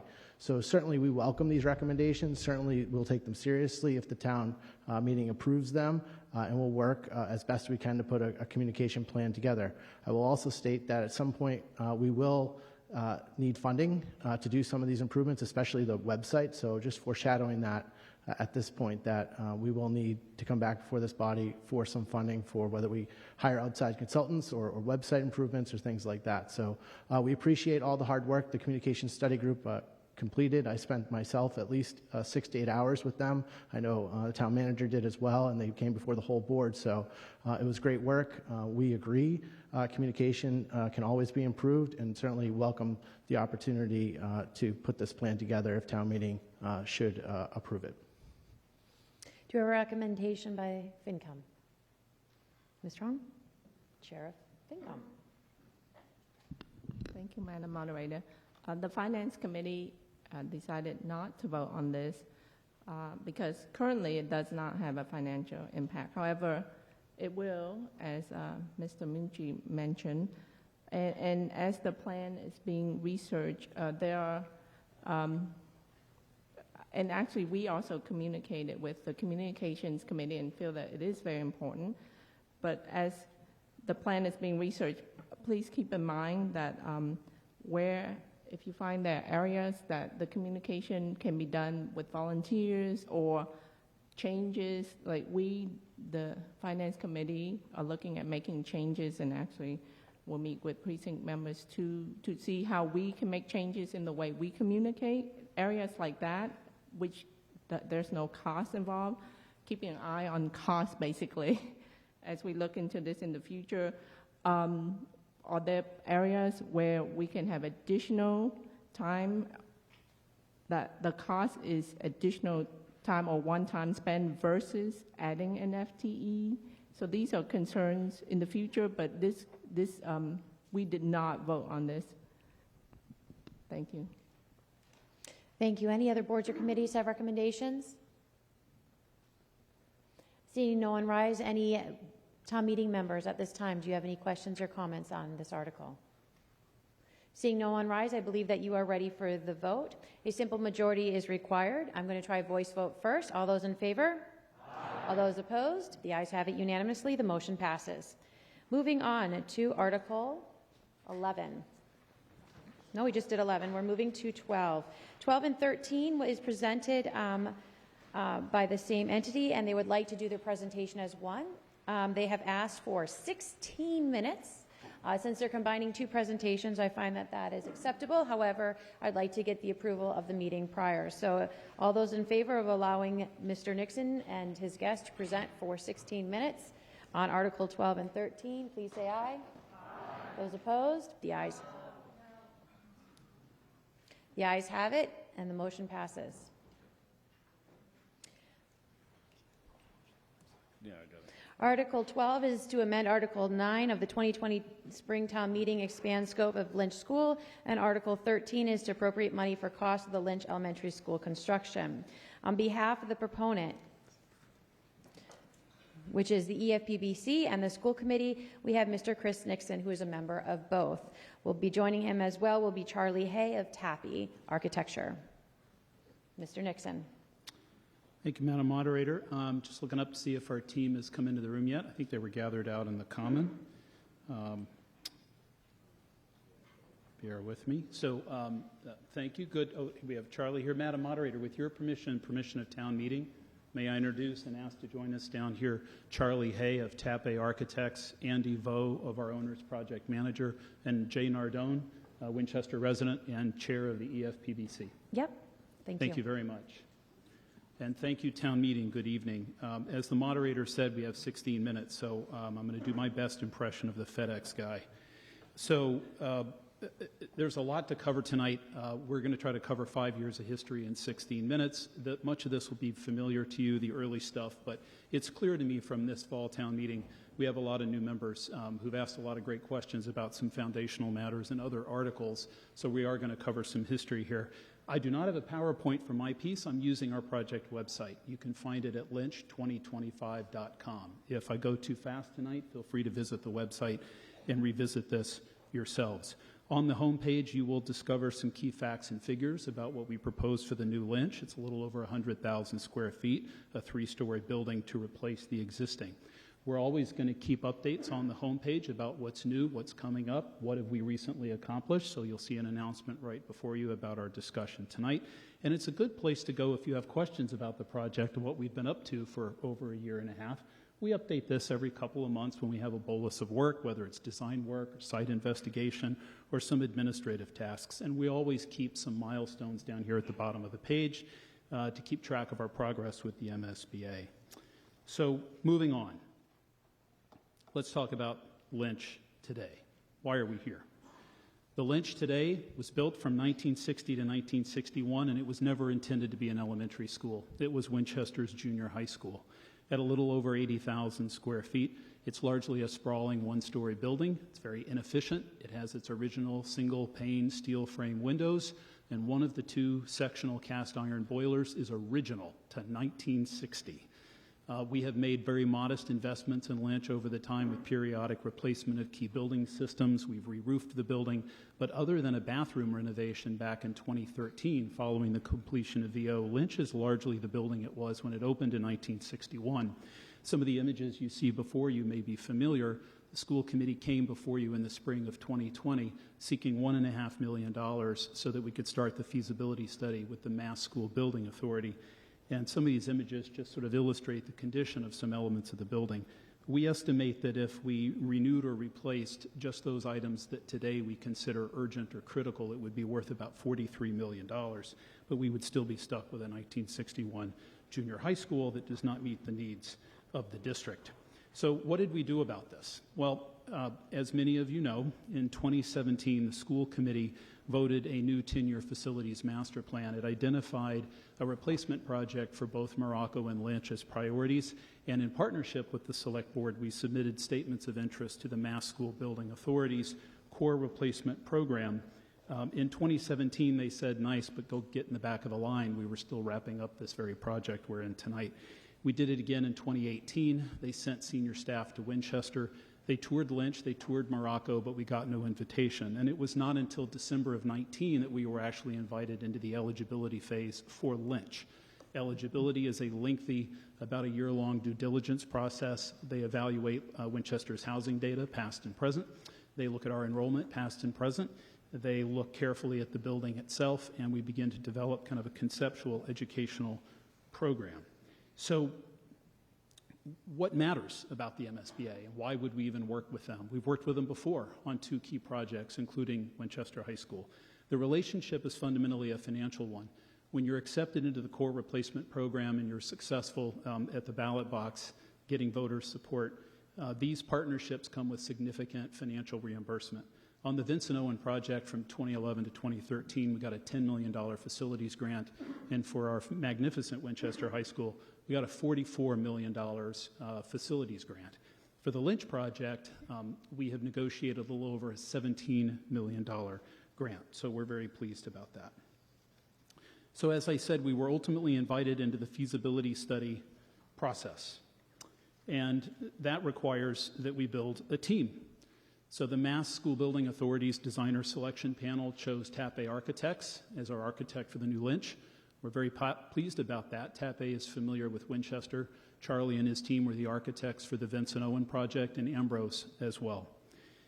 Charlie's team is very experienced and diverse. They have a number of engineers and sub-consultants that they bring with them with a tremendous amount of K-12 experience. In addition to this, the MSBA requires that we partner with an OPM, or Owner's Project Manager, and that's Hill International. Andy Vo in front of me is the project manager. They're very helpful for us as we kind of navigate this process with the MSBA, and they really help us kind of communicate with them and meet all their many requirements.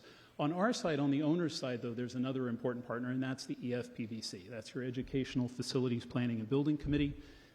Committee's been around for probably 20 years now or more. Bob Deering will correct me if I'm not close.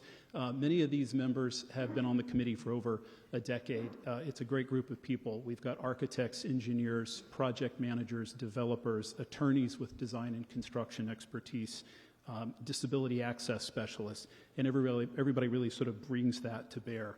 So then with that project team in place, we did begin the feasibility study since you supported that initial funding request in the spring of 20. The feasibility study scope, and it's very prescriptive on the part of the MSBA, actually requires every district, including Winchester, to develop multiple options. So in the case of Lynch, we did evaluate a renovation and addition onto the existing building, a partial demolition and new build expansion similar to Winchester High School, a new freestanding school like VO. And we had to explore multiple site options in each instance and multiple phasing options. And so after exploring all of these, which you can find on our design page, if we go back in time, you can learn more about those initial 11 options. And so over the course of many months with more development, careful vetting, and some community input, 11 became 6, and 6 became 4 by January of 22. And then in the spring, we narrowed it down to a couple of options. We voted on the one on the left, and as you know, the MSBA supported that and invited us into the schematic design phase, which we've just now wrapped up. And so the development of this scheme on the left is really the basis of Article 12 and Article 13 that you have tonight. The site, which I'm assuming many of you are familiar with, I'm going to quote our chair, Jay Nardone. He said wisely one day that the Lynch School site is both the largest and most restricted one we've ever had to work with. It's about 18 acres. It's mostly wooded, subject to flooding, and of course we've got 2 separate unconnected vehicular access points on either side servicing neighborhoods. We've got wetlands on site. Horn Pond Brook connects to the Aberjona River, and it abuts the property. We've got the large play fields that we hope to be able to keep in operation, albeit with some restricted access during construction, and significant portions of the site lie in the floodway or the 100-year floodplain. So it's very challenging. Now, everyone who was here at Springtown meeting will remember that large square parcel in the middle of the plan. Mr. Fallon, on behalf of the Select Board, brought forward an article in the spring seeking to transfer the control of an abandoned drinking water well field to the school committee. That was necessary in order for the MSBA to agree to partner with us. The new project actually sits partially on that land. You guys approved that, I believe unanimously, and I really appreciate it. I'm pleased to share that on October 24th, we got written confirmation from Mass DEP that they have actually formally approved the abandonment of the well field, as has the MWRA. So this is a really important administrative task that we've been moving forward on. You can always visit the website if you want to learn a little more about the site, but I'm going to pause, Madam Moderator, and hand it over to Charlie Hay. Matt, if you could just give him a hand. Charlie has a few images to show you in a little more detail what the design looks like.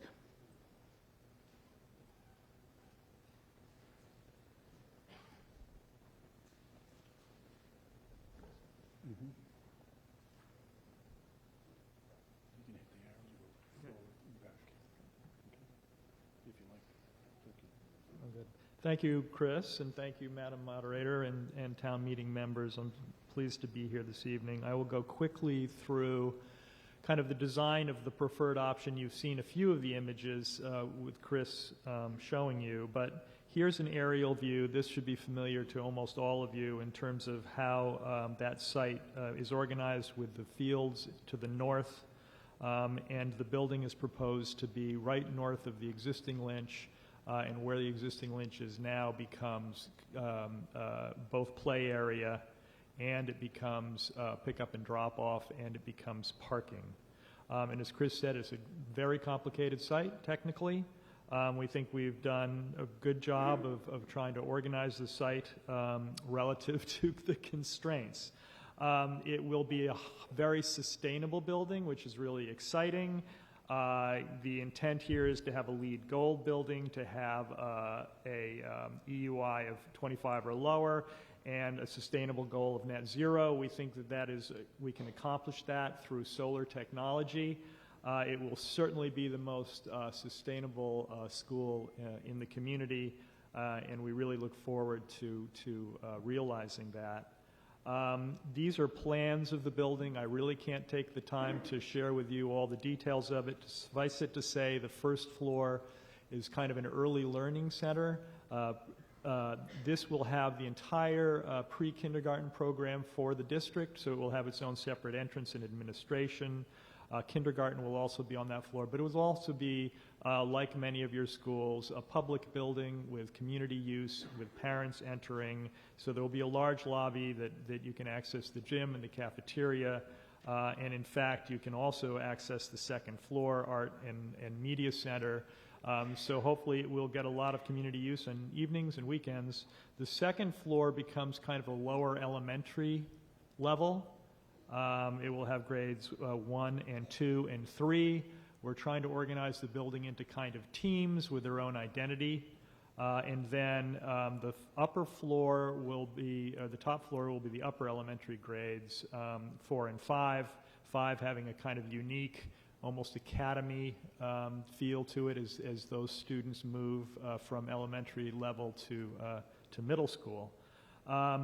These are kind of early massing studies, and it's important to say that while these images may look fairly polished, we're still in an early design phase here. It will become much more developed as we move forward, but that's looking from the air at the south side of the building. You can see the large play area in the center. As Chris mentioned, we continue to have vehicular access from both sides, so those are on the right and the left, with the soccer fields to the north. You can see the soccer fields in this image, which is looking towards the building from the north, looking south. You can see the gym on the right and the classroom wing on the left. And this really begins to unify the site in a way it hasn't been unified before, where you can really fully access these recreational play fields for school use during the school day, as well as for community use on evenings and weekends. Here's a couple of pictures of the lobby. The lobby will truly be a public space. It will connect the upper floor to the lower floor. It will have places for kids to perch. And as you move up, you begin to see the upper grades in the access to the upper grades in these images. But the idea is to have a building that is full of light, that is full of color, that has wayfinding around graphics, that actually has kind of spaces to pull out students and work in wide corridors, and is really an engaging place to learn. As for schedule, the intent is, if town meeting elects to move forward with the project, that the design phase would occur in essentially the first 2/3 or 3/4 of 2023. We would bid this project next fall, and construction would start at the latest by the beginning of 24, with the intention of having students back in the Lynch by the beginning of school in 2025.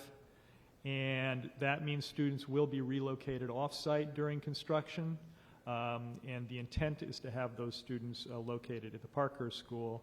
They would be moving there, it all goes well, in the fall of next year, the beginning of next year's school day. So I think that's, Chris, my full presentation. Thank you very much for your time.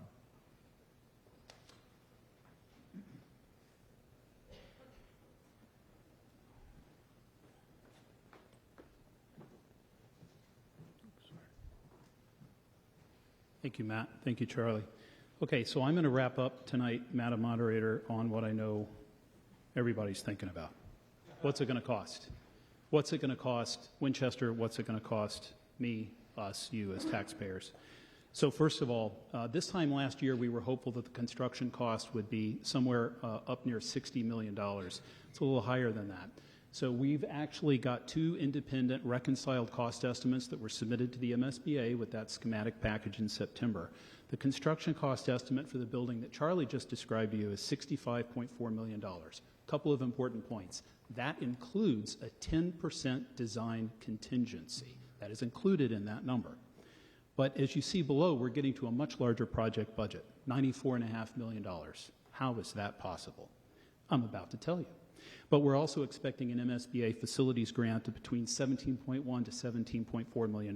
That just depends on how some of the contingency items play out in the project. If we spend every nickel of the project budget, we will get the MSBA reimbursement, and so we estimate a net not to exceed of between $76 and $77 million.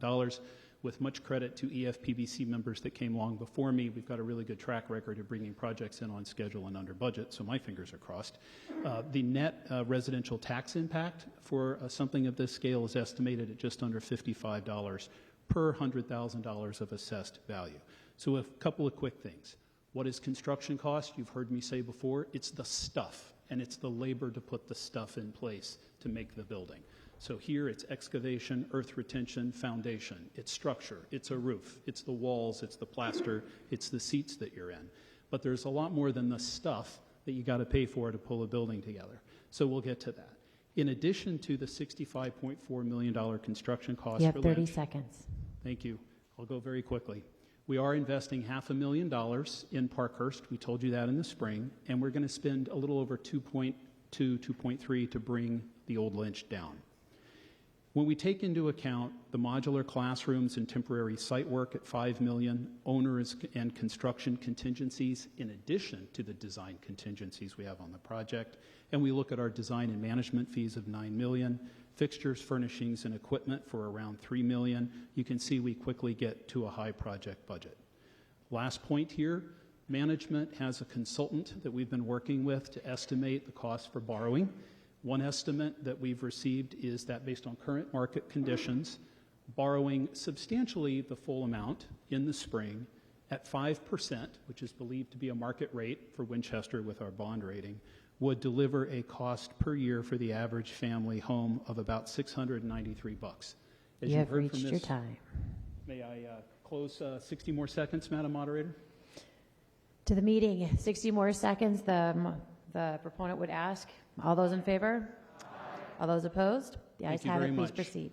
You did hear from Ms. Rudolph under her Article 1 presentation opening night that Moody's is reevaluating our bond rating. We don't know where that will go. We don't know what the consequences will be. However, if Winchester's AAA does get kicked down to AA prime, we've received notice this week that the premium for that, again, for the average taxpayer, is about $14 or $15 a year. So what we can really say is it's going to be approximately $700 per year for the median family home.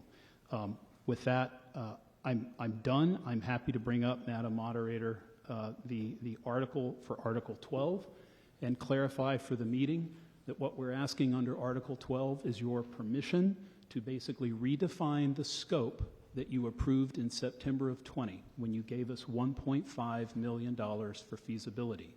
We have underspent that. We have $522,000 left over.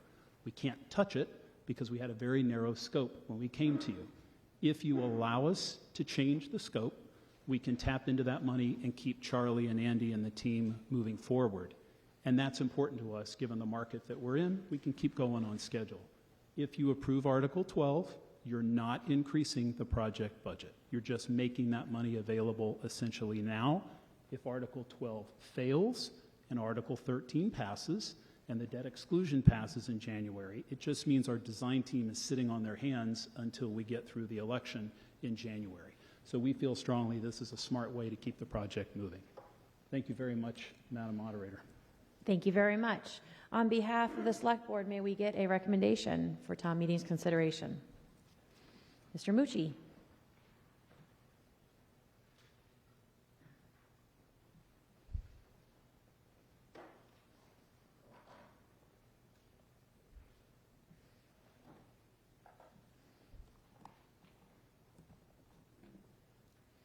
This is the recommendation on both 12 and 13, correct? Thank you.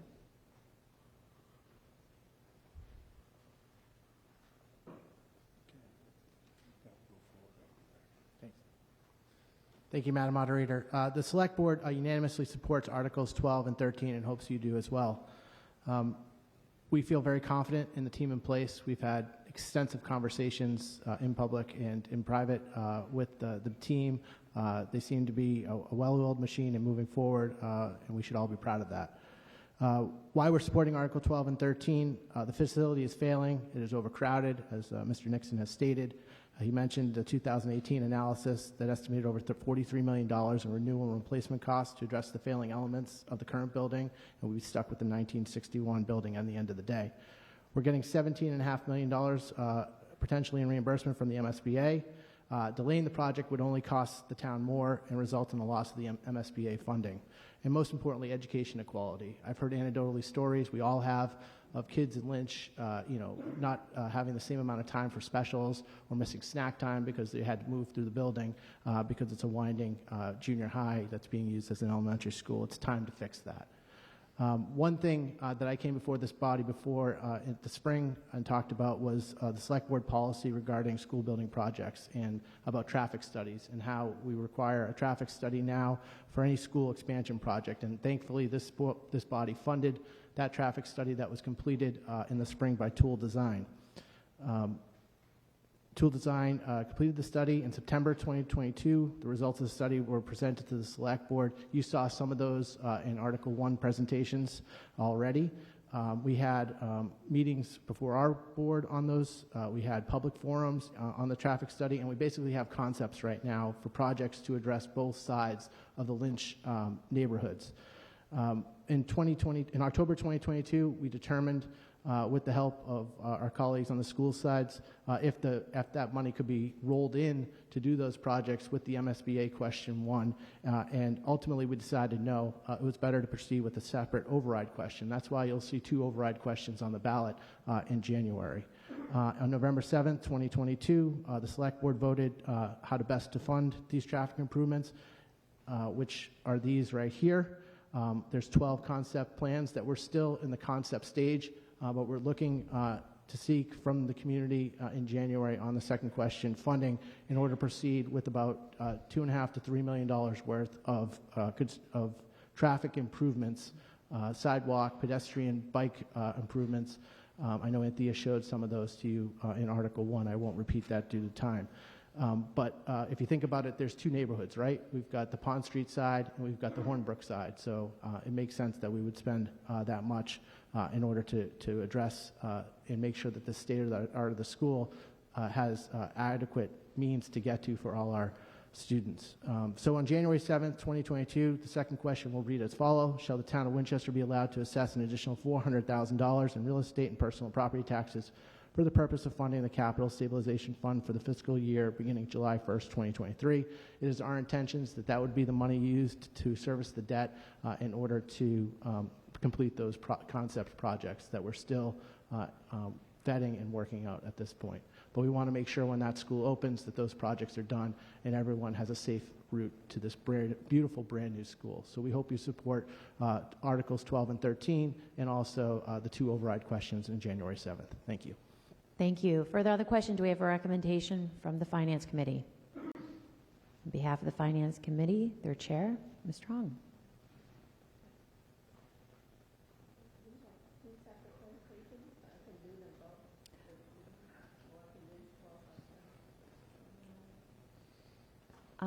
Why don't we do them back to back?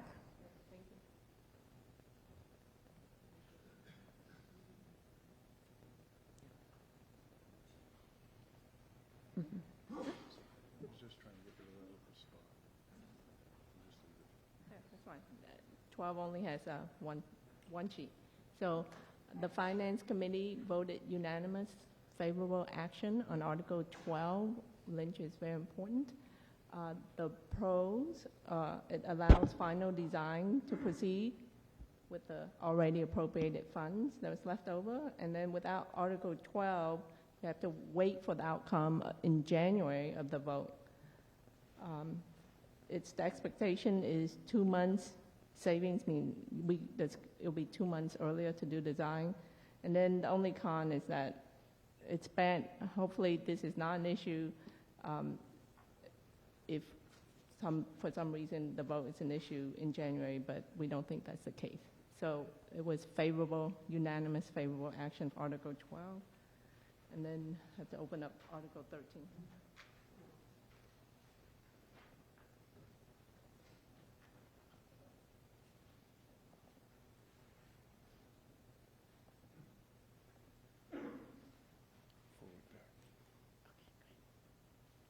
Okay, so Article 13 also had a unanimous favorable action.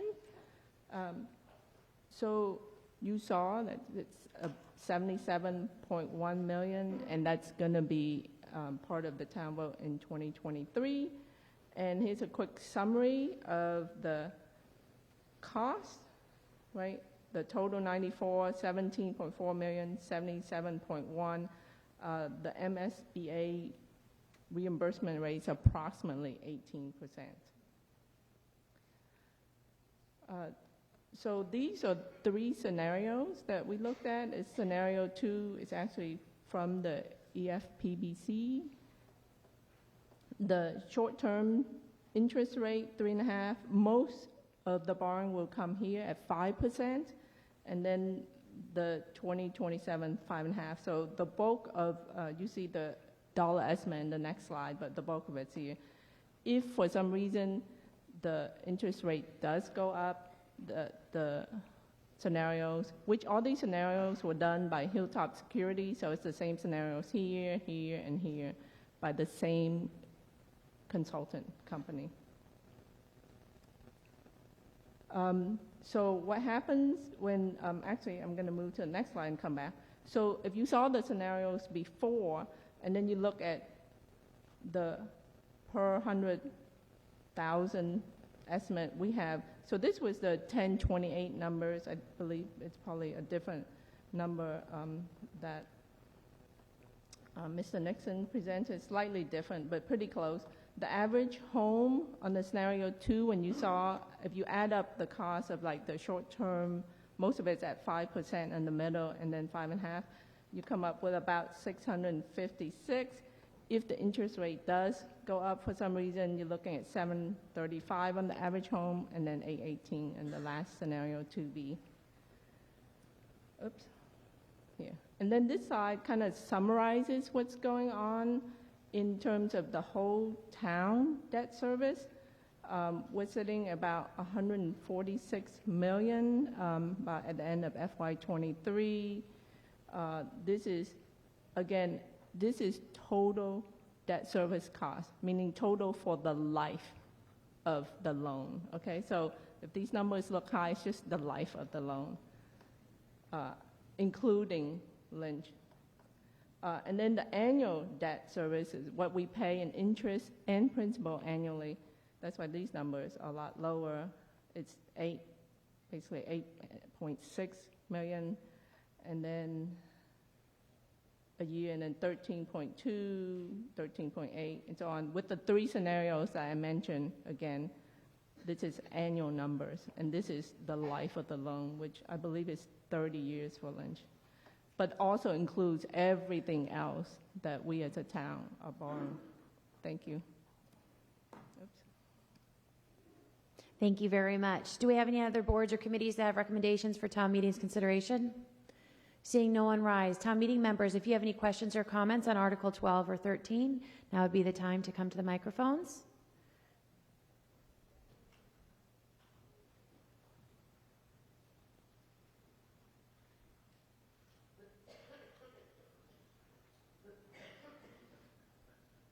whichever way you prefer.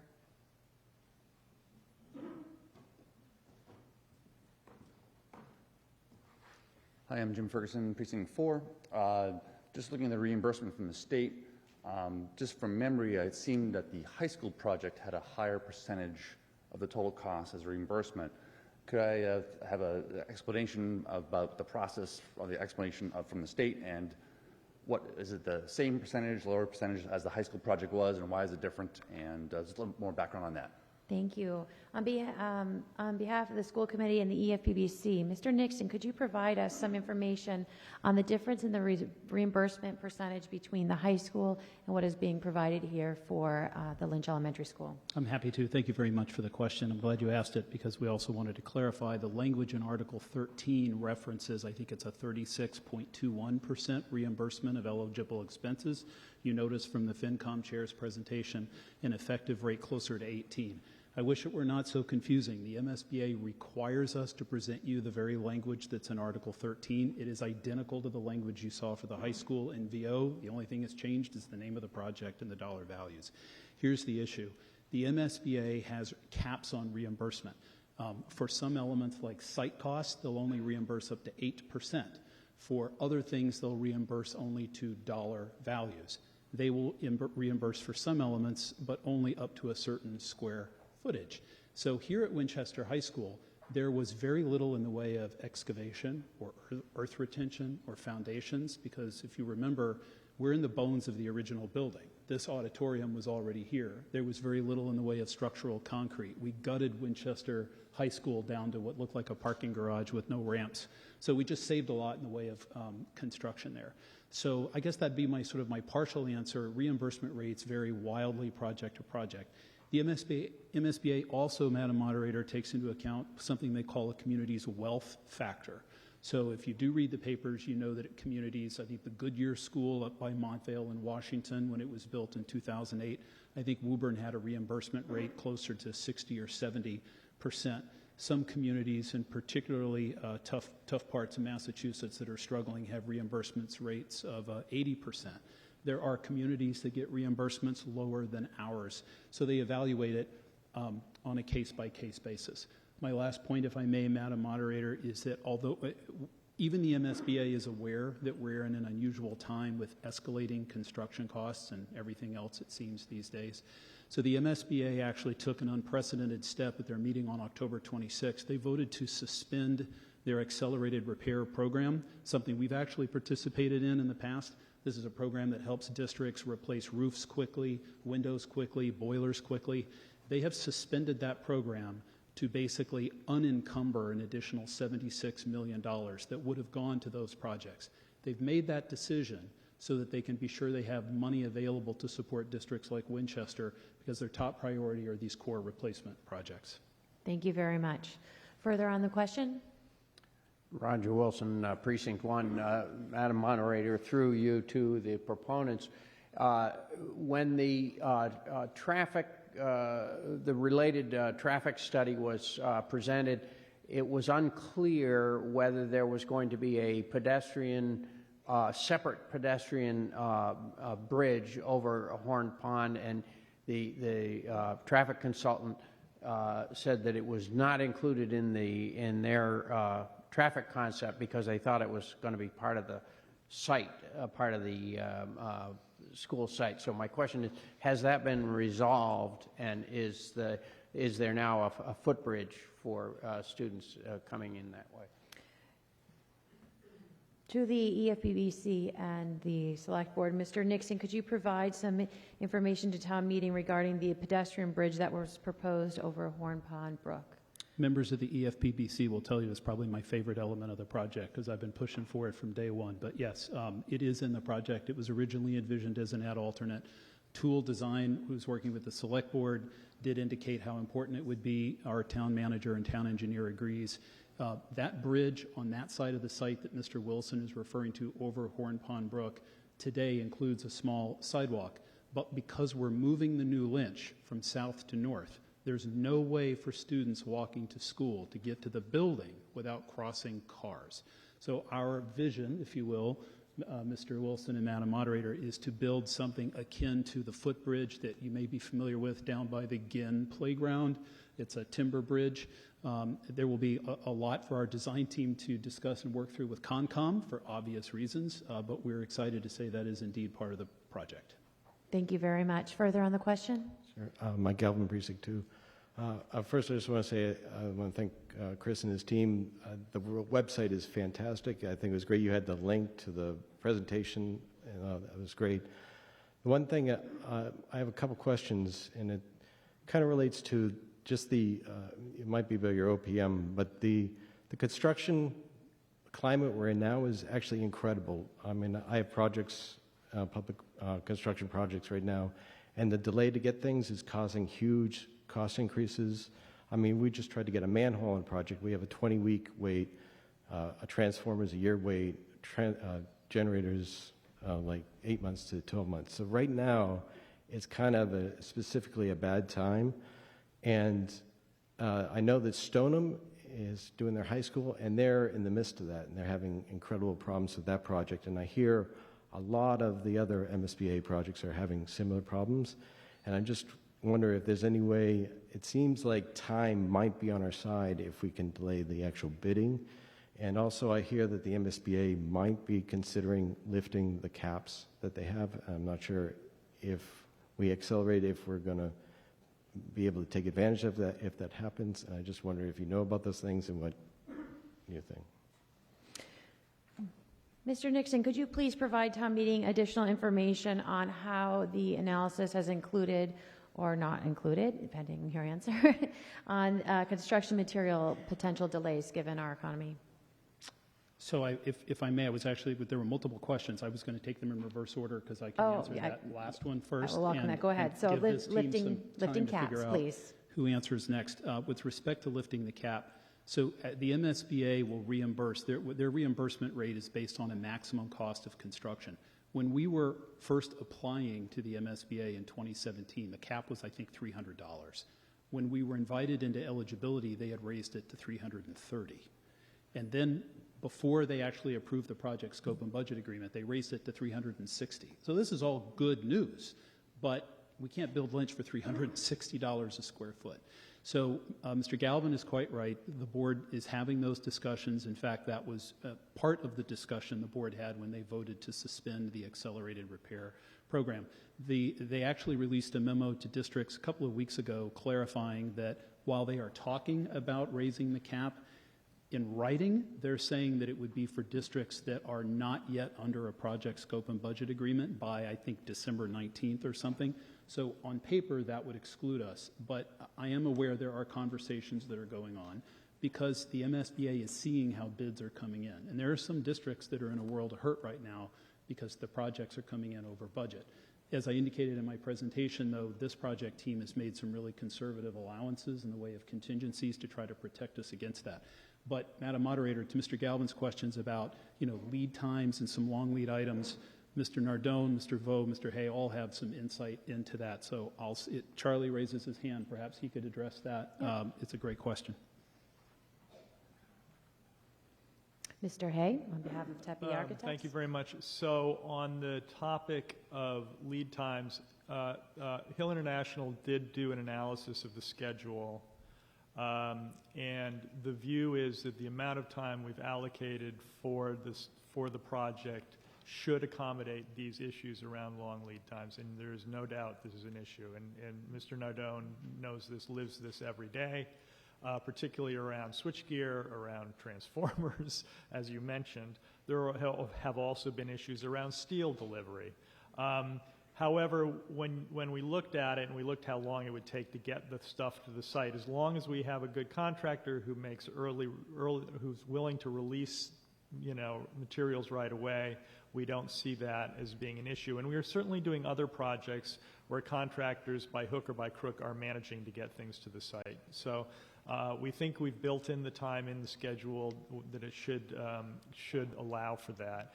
In terms of cost, the thing about the cost, we are living through remarkable times. We have seen enormous upward pressure on construction costs in the last year to 2 years. Some of that is why you're seeing a price for a project that may intuitively seem a little bit higher than it should be. That's because those increases have been built into the current budget, and as Chris said, in addition, we have, we think, very reasonable contingencies throughout the budget to cover uncertainty. Postponing construction will not make the project less expensive. The fact of the matter is, annually, construction costs go up nationally, but go up in Massachusetts year upon year upon year. The precise amount, it may flatten, but we're not going to bend the curve backwards.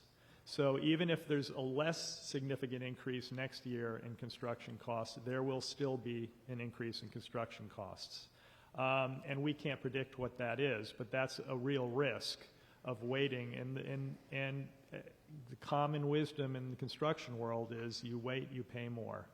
And I don't think that's going to change. Construction costs will not drop. They may become less acute than they are right now, but they're not going to go away. So waiting won't help us in terms of construction costs, unfortunately, we don't think.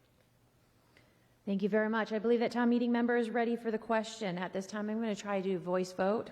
It is, we're going to start with Article 12 from the EFPBC and the School Committee. It is moved and seconded that the vote of the town pass under Article 9 at the 2020 Spring Annual Town Meeting is hereby amended to expand the scope of the purpose of the appropriation and borrowing authorization to include paying costs of planning and designing the new Lynch Elementary School project in addition to paying costs of the feasibility study, and to delete language regarding the allocation of premium received upon the sale of bonds or notes that is no longer necessary or consistent with the state law, such that said amended vote shall now read as follows. Voted that the town appropriate $1,500,000 for a feasibility study of the Lynch Elementary School located at 10 Brantwood Road, Winchester, Massachusetts, and to pay costs of planning and designing the project, including all costs incidental and related thereto, for which feasibility study and school project the town may be eligible for one or more grants from the Massachusetts School Building Authority, the MSBA.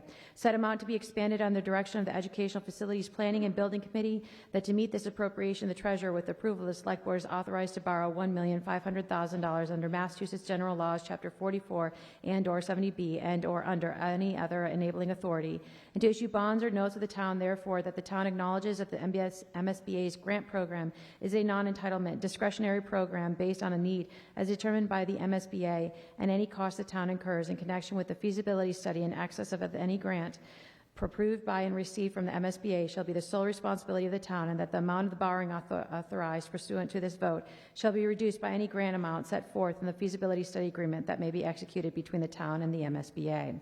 Requiring a two-thirds vote. All those in favor? Aye. All those opposed? It passes unanimously. Moving on to Article 13. This is also presented by the EFPBC and requires a two-thirds vote. It is moved and seconded that $94,525,933 is appropriated to pay costs the construction of a new Lynch Elementary School located at 10 Brantwood Road, Winchester, Massachusetts, including the payment of costs related to planning and designing the project, demolishing the existing building, equipping and furnishing the school, making site improvements, construction alterations, and improvements to the Parker School for the use as temporary educational swing space to accommodate the development of the project and all their costs incidental related to. Also here referred to as the project, which shall have an anticipated useful life as an educational facility for instruction of school children of at least 50 years, and for which the town may eligible for a grant from the Massachusetts School Building Authority, the MSBA. Said amount to be expended under the direction of the Educational Facilities Planning and Building Committee, that to meet this appropriation, the treasurer, with approved of the select board, is authorized to borrow said amount pursuant to General Law, Chapter 44, Section 7, Subsection 1, or General Law, Chapter 70B, or pursuant to any other enabling authority, and to issue bonds or notes of the town, therefore, that the town acknowledges that the MSBA's grant program is a non-entitlement discretionary program based on need as determined by the MSBA, and any project cost the town incurs in excess of any grant approved by or received by the MSBA shall be the sole responsibility of the town, provided further that any grant that the town may receive from the MSBA for the project shall not exceed the lesser of 1/36 and 21/100%, 36.21% of eligible, approved, and project costs as as determined by the MSBA, or 2, the total maximum grant amount determined by the MSBA, that the amount of borrowing authorized by this vote shall be reduced by any grant amount set forth and received pursuant to the project funding agreement executed between the town and the MSBA, and that in accordance with Section 4-2 of the Town of Winchester Home Rule Charter, the town manager shall have the authority to enter into contracts and approve payments with respect to the project provided. However, that the authorization to borrow pursuant to this vote shall be contingent upon the town's passage of a ballot question to exempt the principal and interest payments on the bonds from the tax exemption of General Law, Chapter 59, Section 21C, Proposition 2.5. This requires a 2/3 vote. All those in favor? All those opposed? The ayes have it unanimously. That concludes Article 12 and 13. We still have a bunch of business before us. Would the meeting like a break prior to proceeding? Let's take a 10-minute break and return. We will be back at 9:55.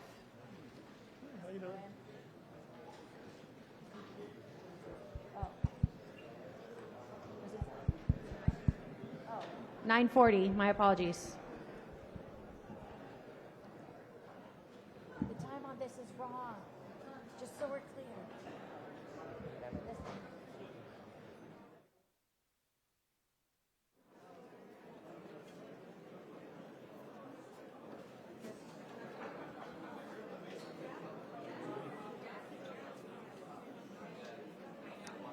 Good evening, ladies and gentlemen. I'm Alan Iden here, reporting on your third session of Winchester's Fall Town Meeting here at the Winchester High School. So the town meeting has just gone into a break, so let's cover what has happened so far this evening. We resumed debate on Article 6.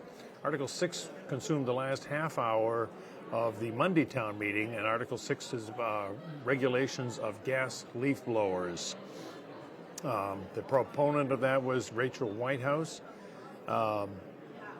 So a lot of the discussion, just to recap some of the discussion, a town meeting member was concerned about neighborhood relations when neighbors are calling police on other neighbors to enforce this regulation, this proposed regulation. Is it enforceable? And we heard from the chief of police that yes, it could be enforced by issuing tickets, warnings, and or fines. Another town meeting member made a motion to remove the registration requirement. Article 4 in this, item number 4, was to require leaf landscapers to register with the town. That failed to pass. At that point, the question was moved. For half an hour into debate, in addition to the half hour that we had on Monday, it was passed, and then there was some confusion whether it needed a majority vote or 2/3. It was re-voted and did not make the 2/3 vote, so debate continued.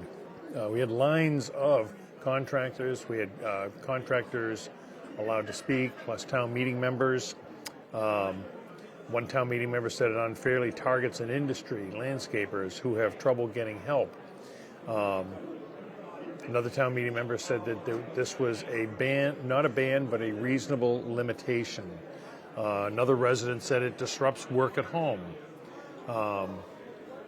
Another motion was made to move the effective date from June of 2023 to January 1st of 2024. That did pass. Another motion was brought up to move the question, to shut off debate. That failed. We finally had a motion after more discussion. Robert Deering made a motion to indefinitely postpone it, that town meeting needed more information, and more study needed to be done, and probably to be brought up at Springtown meeting, but that was not in order. It was only indefinitely postponed. 86-62, that passed, and that ended the discussion on Article 6 on the gas leaf blowers. So Article 11 was a report from a communications committee urging the town manager and the select board to prepare a communications plan for presentation to the fall 2023 town meeting. We heard from Lance Grenzebach, said it's not a mandate, but to improve communications to residents. He commented that traditional communication to residents, which would have been local newspapers, have faded, and the town needs to explore new routes to keep residents and town meeting members communicate to them, budgets. And we actually saw an example of two different towns. When you typed in the word budget, you went right to the budget. When you type it in the Winchester town website, it came up with, I believe, 400 different suggestions for budget. Mr. Grenzebag listed the issues facing the town and the need to better inform the residents and the town meeting members so they can make considered decisions on these things. And again, that was not a mandate, just a suggestion. So town meeting passed that. That was Article 11. So Article 12 and 13 were considered together. They're both related to the Lynch Elementary School reconstruction. Article 12 was very limited. The town meeting had appropriated $1.5 million for a feasibility study to be presented to the Massachusetts School Building Authority. But $0.5 million, $500,000 is still unspent and needs to be released. Because of the limited scope of what could be this 1.5 could be used for. We heard that the architect has been selected, and it's the same architect that designed the Vincent Owen School. We also heard it's a very challenging site with some floodplains and an old well site that had to be decommissioned, which it was. We saw the design of the school. We heard that it was a very sustainable design with the net zero energy use. The new school will be built on the existing play field and the current building demolished when it's complete. Design will be made in 2023, bid in the fall of 2023, and completed by the fall of 2025.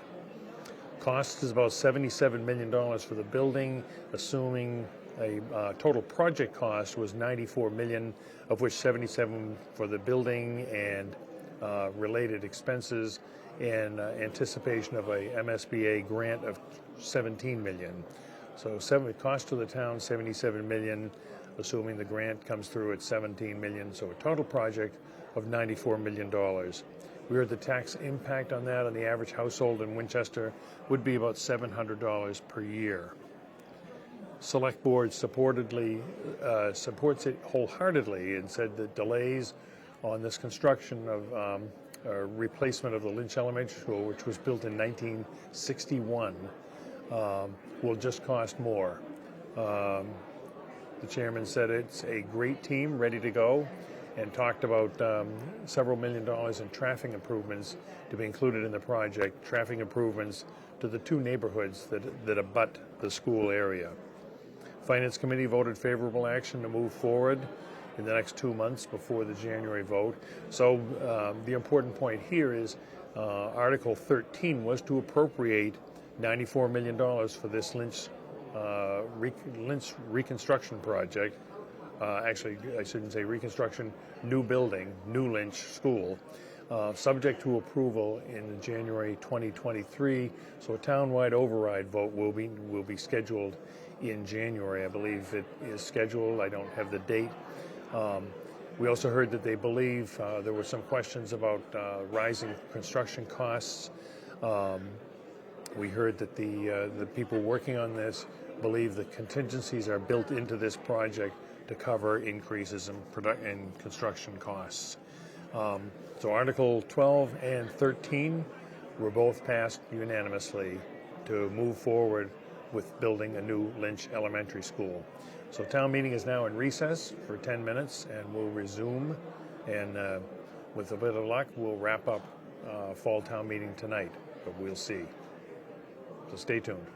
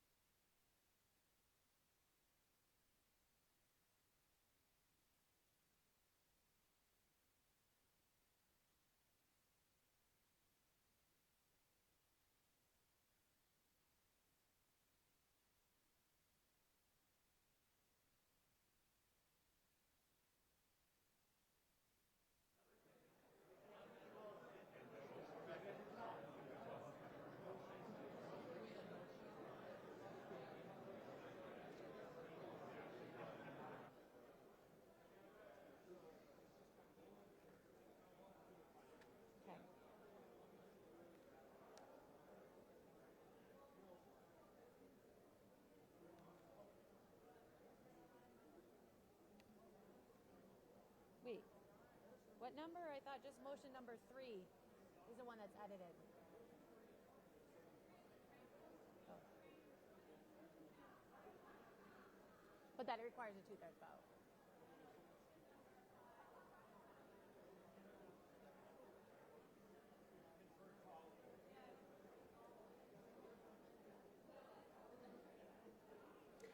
All right, town meeting members, let's take our seats.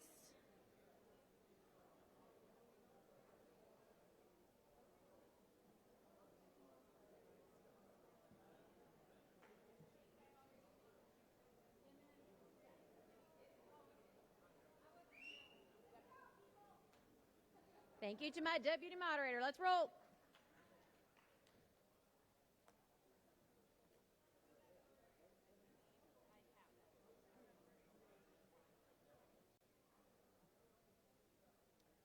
Thank you, town meeting members. Hope you enjoyed your break and you visited the Girl Scouts. Thank you also for returning. The proponent of Article 23, who originally asked that it be removed from the consent agenda, has noted to the moderator that they do not want to keep it off the consent agenda. At this time, if there are 5 members of town meeting members who would like to keep it off the consent agenda, please rise. Seeing no member of town meeting member rise to keep 23 off the consent agenda, I'm going to take a vote of the body to return Article 23 back into the consent agenda. As a reminder, motion number 3, there's a typo. It should read as moved and seconded that the town vote to increase the fiscal year 2023 reserve fund account 0194302 appropriated at the spring 2022 town meeting by $25,000, which shall be funded by free cash. The typo is in spring 2022. This requires, motion number 5 also requires a 2/3 vote. We'll try by voice. All those in favor of returning Article 23 into the approved consent agenda, say aye. Aye. All those opposed, the ayes have it. Motion passes. Article 3 passes.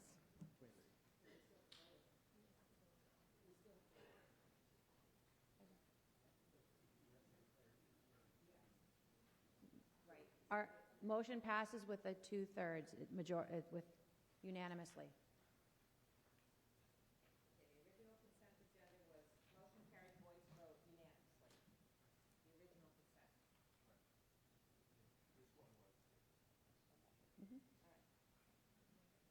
Moving to Article 16, is moved and seconded that the town authorizes Select Board to amend the terms of a certain lease by and between the town and the trustees of the Winchester Museum Trust for the lease of certain property located on Shore Road on which the Griffin Museum of Photography is located. Said amendment to allow the use of a certain endowed funds of improvement to said museum. On behalf of the proponent is the Select Board. It is a majority vote. Mr. Mucci. Thank you, Madam Moderator. I will move quickly through this. Just don't see it up on the screen yet. One moment. Thank you. Oh. Thank you. So Article 16 has to do with the Griffin Museum. Just in case you're not aware of the Griffin Museum in town, it's celebrating its 30th year in existence. It is a photography museum. They have over 1,200 exhibitions. They've showcased over 9,384 photographs.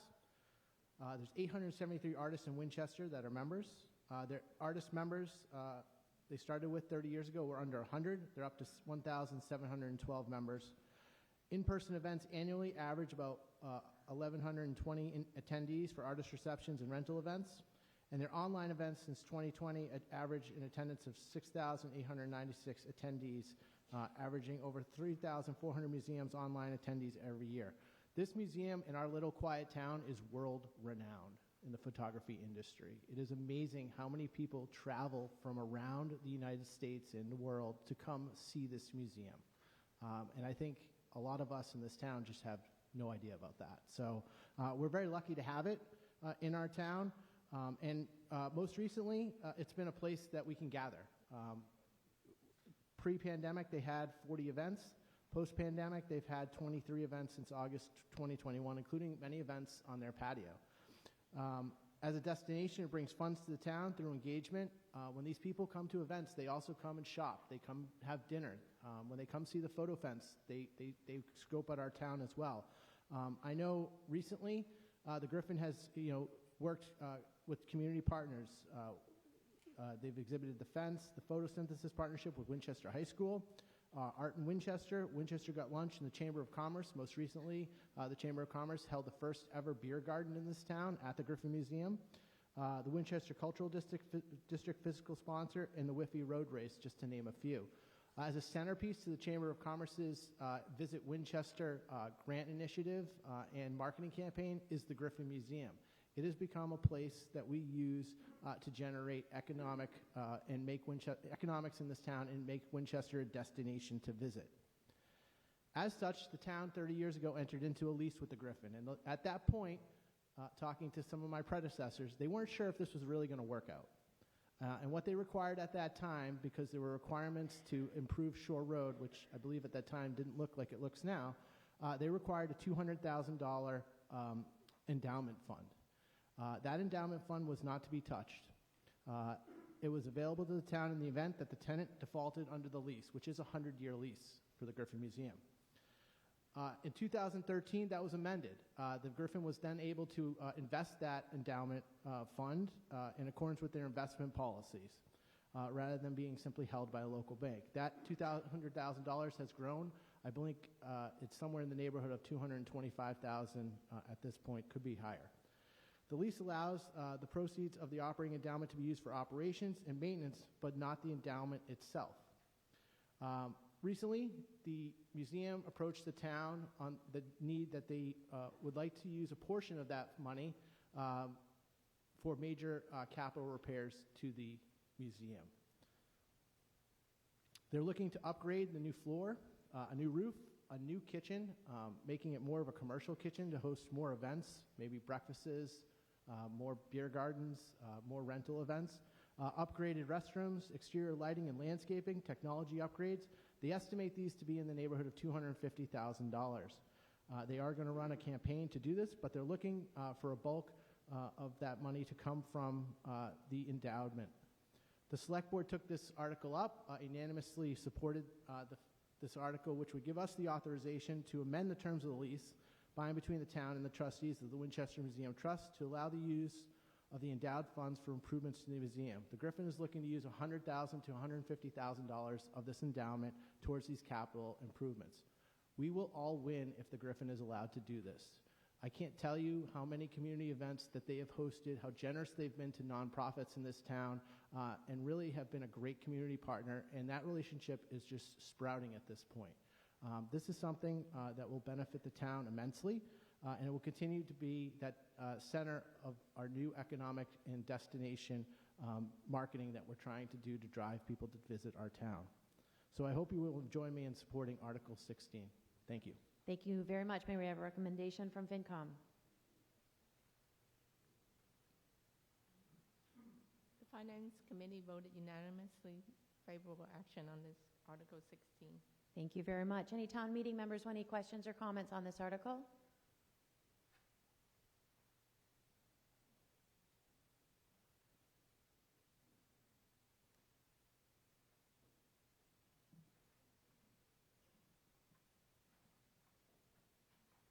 Shannon Scarpinalia, Precinct 4. Madam Moderator, through you, I'm curious if the museum charges any rent or fee for these events for the town and nonprofits.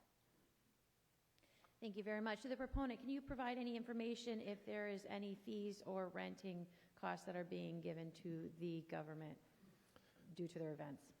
I can't speak for all events that happen at the Griffin. I can tell you that they're very generous and they work with most of the nonprofits to fit their budgets for each event that they do run. They also do run private events such as weddings, rehearsal dinners, stuff like that they do charge, and it helps with their support the museum. But in terms of Winchester organizations and nonprofits, I can speak to the personal experiences I've had with the ones that I've been involved with. They've been very generous.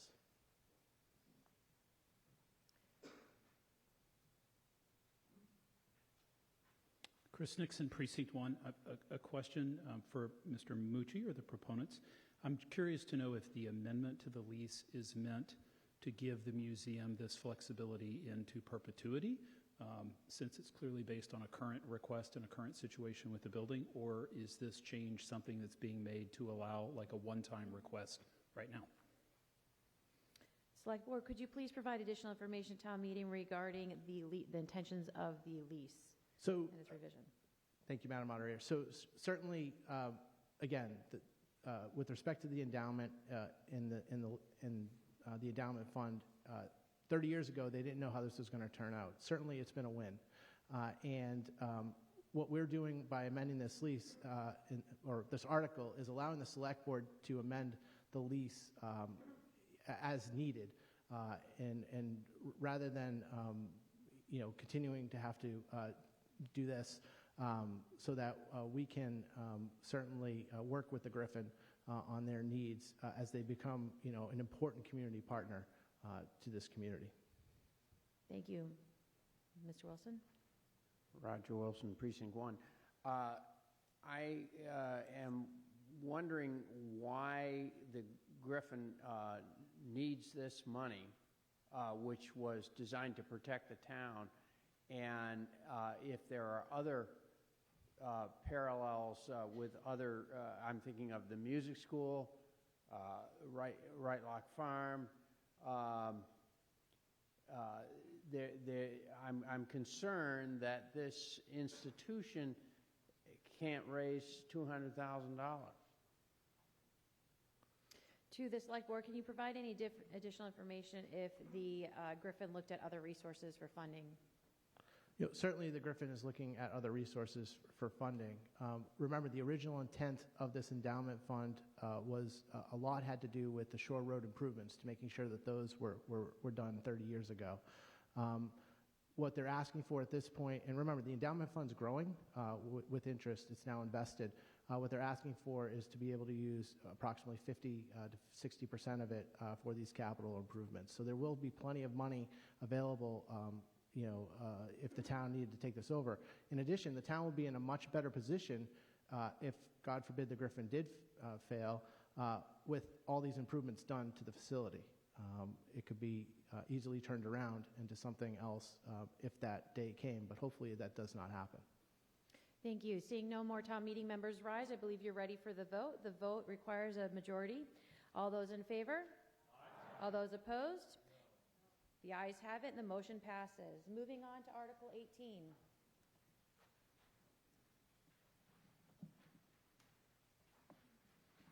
Article 18 is brought to you by the Select Board. It is on page 32 of your yellow booklet. It is moved and seconded that the town vote to appropriate $34,497.12 to be expended in accordance with the Massachusetts State Subdivision for statewide opioid settlement fund. Funds to be used to supplement and strengthen resources available to communities and families for substance use disorder prevention, harm reduction, treatment, and recovery, and that to meet this appropriation, $38,497.12 be funded by miscellaneous non-recurring general fund revenue. On behalf of the Select Board. Hi, Anthea Brady. I am not Jillian Feiner, Deidre Calvert, Erica Piedade, but I just wanted to give you context for this article in what came from Massachusetts Department of Public Health around the statewide opioid settlements. Ms. Brady, could you lower your mic closer to you so everyone can hear you better? Working on it. Thank you. Is that better? So the opioid settlements nationwide is about $26 billion. Massachusetts is receiving $525 million for those settlements. And Winchester is set to receive $540,384. These are settlements with opioid manufacturers, McKesson, Cardinal, AmerisourceBergen, Johnson & Johnson, and also including large pharmacies, Walmart, CVS, or Walgreens and CVS. Nearly every town, city in Massachusetts is participating. In the way the funds are coming through the state, 40% are going to municipalities like Winchester to use for programs around sort of education and prevention for opioid use. Just a note on this, Winchester is receiving $38,497 for municipalities receiving over $35,000. There is some statewide reporting that's necessary to Office of Health and Human Services. So what these are suggested to be used for: access to treatment, support for those who are in treatment and recovery, access to care, harm reduction, support for those who are in justice facilities, pregnant and parenting individuals, and prevention. For Winchester,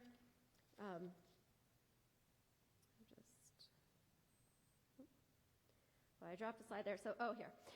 So for Winchester, all funds will be used to supplement and strengthen these resources. Primarily, this would be prevention, support around mental health concerns that Winchester, through the health department, would use these funds for. And the reason that this is required of town meeting is that this money is coming as the miscellaneous non-recurring revenue, and it needs to be voted by town meeting to approve its use for this specific purposes from the state.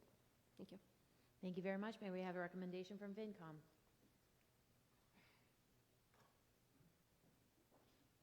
The Finance Committee voted unanimous favorable action. Thank you very much. Do we have any questions or comments from town meeting members?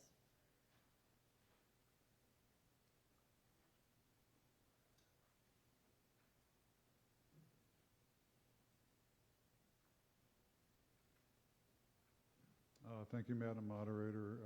Diabjarius, Precinct 8. Through you to the proponents, could you describe the actual programs that these monies will be used for? I take it that we are authorizing expenditure, but I would like to have some details on what the money will be spent on, or how it will be spent. Thank you. To the Select Board, could you provide town meeting more information on the programs that this money will be used for? So first of all, we should all get used to this article being a town meeting. The settlement has spanned decades. So we're going to be getting funds. We actually got funds last week that we'll have to appropriate in the spring. The programs are not necessarily defined at this point, but they would involve the Coalition for a Safer Community. The Board of Health would obviously, the Health Department would direct what would be the best use of those funds, along with the police department, our social worker, and the police department. So it's hard to say what those specific programs would be at this point. There's also an opportunity in the future to maybe pool resources with other communities. Then this body may be asked to do that. It would have to be appropriated by this body in order to pool resources with other communities. And the Attorney General's office is actually encouraging and incentivizing people to do that. But there's more to come with that as these payments flow in for the next several years. But the programs are undefined at this point, but mirror some of the stuff that we've seen already: education, prevention, support for families, support for those in need with these services. Thank you very much. Seeing no other town meeting members rise, I believe you're ready for the question. This is Article 18. It requires a majority vote and is on page 32 of your yellow booklet. All those in favor? Aye. All those opposed? The ayes have it unanimously. Moving on to our next article, number 20. Number 20 can be found on page 34 of your yellow booklet. It is moved and seconded that the town vote to appropriate $275,000 from free cash to the Healthcare and Health Insurance Stabilization Fund established at the spring 2022 town meeting.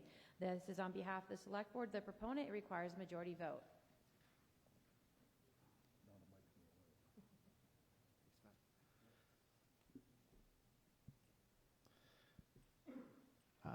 Thank you, Madam Moderator.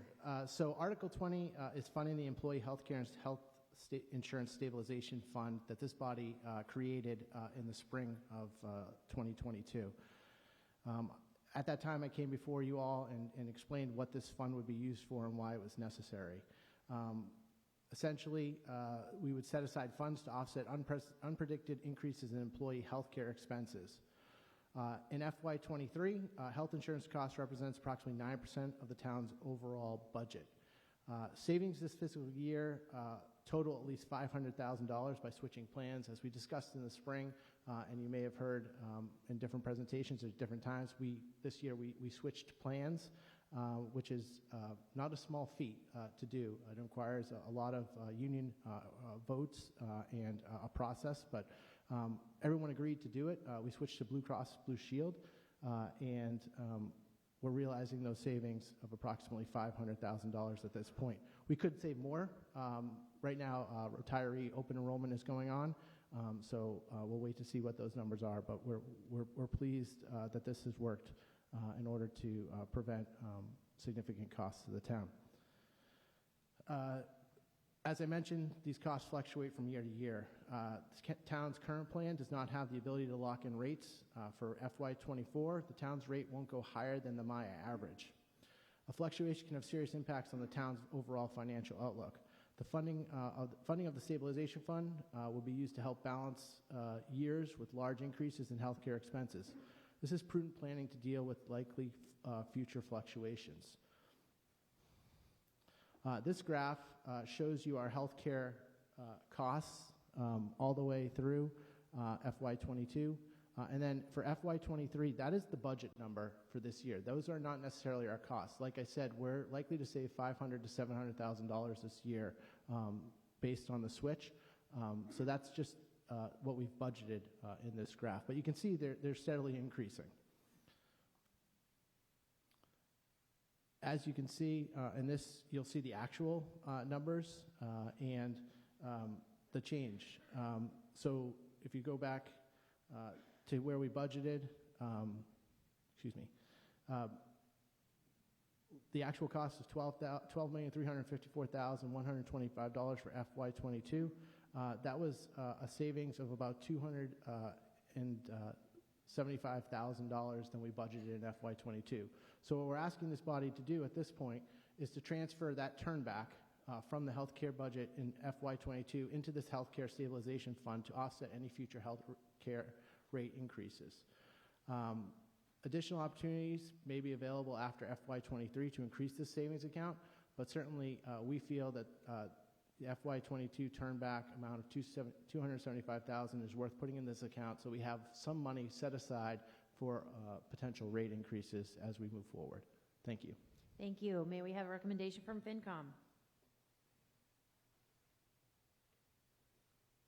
The Finance Committee voted 7 for and 3 against. The 3 had concerns about putting money away in the stabilization fund versus keeping it in free cash, which then can be used wherever it's needed, but did vote favorable 7 to 3 against.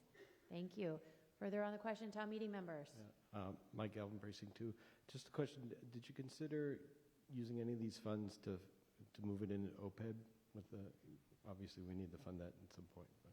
To the Select Board, did you consider using any of these funds for OPED?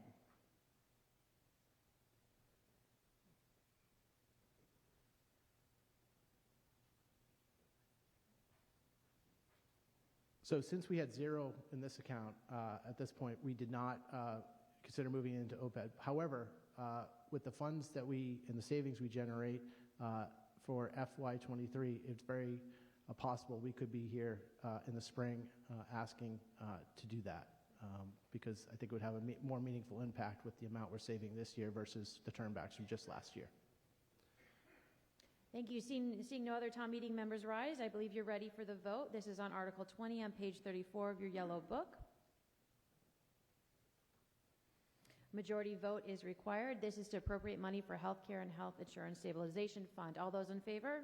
Aye. All those opposed? The ayes have it, and the motion passes. Moving on to Article 22. Article 22 is on page 36 of your yellow booklet. The proponent is the Select Board. It requires a 2/3 vote. It is moved and seconded that $1,350,000 is appropriated to pay costs of constructing a water pumping station to increase water pressure and flow for the Arbor Lane and Wendell Street area, including the payment of costs related to design and engineering original equipment for the pumping station, pipeline connections, and all other costs incidental related thereto. That to meet this appropriation, the treasurer, with approval of the select board, is authorized to borrow said amount pursuant to General Law, Chapter 44, Section 8, Subsection 4, or pursuant to any other enabling authority, and to issue bonds or notes of the town. Therefore, that the town manager shall be authorized to have oversight of the project, and in accordance with Section 4-2 of the Town of Winchester Home Rule Charter, the town manager shall have the authority to enter into contracts and approve payments with respect to the project. Mr. Fallon, welcome. Good evening.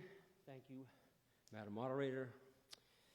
Town meeting members, it is 10 past 10, so I'll make this easy.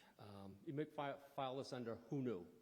And so Wendell Street runs between Lorraine Avenue and Main Street, and Arbor Lane is at the top. So the subject of this is 37 homes that need increased water pressure, and so I might need a remedial help here, Matt. No? Whatever. So, did you get arrow? Yes, thank you. There you go. All right. So, jump in the Wayback Machine. When whoever knows this part of town, McDonald Field, at the back behind the Major League Baseball field is a hill. And the subject of this is the 37 homes that are on Wendell Street and up to Arbor Lane. In 1995, when Arbor Lane was built, we entered into a intermunicipal agreement with the city of Woburn because we didn't have the water pressure in town for those homes. In December of 2021, Woburn discovered that they had trace amounts of PFAS in their water. They notified us, and we immediately put them back on town water. Which was fine, but we still had the water pressure problem of getting the water up the hill.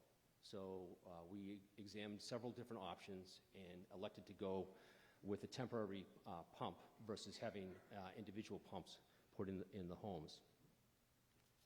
So if anybody's been by McDonald Field, this is behind the backstop of McDonald Field, and this is the temporary pumping station. Nice work by Public Works, Beth, and her group. And the situation is this pump it has a life cycle of 18 to 24 months, and then we have to do something on a more permanent basis.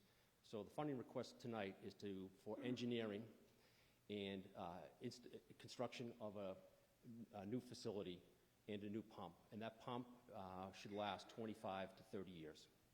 But we need to get those residents clean water with adequate pressure. There is salvage value to the pump, and Jay says he's got plenty of uses for the current structure.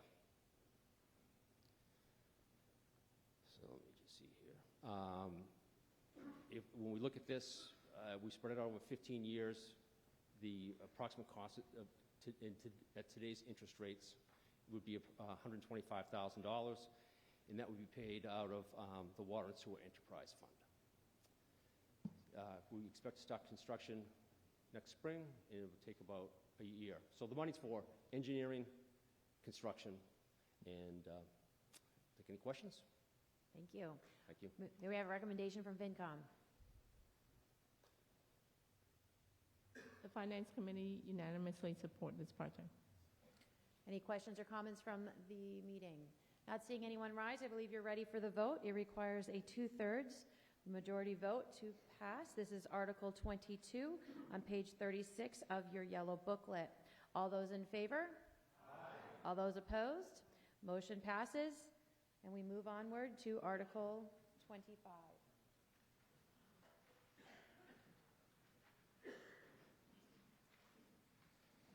Article 25, it is on page 40 of your yellow booklet. It is the proponent is the Finance Committee. It is moved and seconded that the town will reduce the Recreation Department's receipts for fiscal year 23 by $487,480 and fund the budgetary shortfalls by use of $487,480 from retained earnings. On behalf of FinCom, their chair, Ms. Traum. We don't have a presentation, but I can talk. It's basically using retained earnings for the Recreation Department,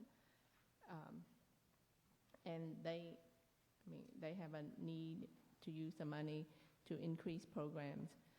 And of course, we put forth the article, so we unanimously support it. Thank you. Thank you very much. Do we have a recommendation from the Select Board?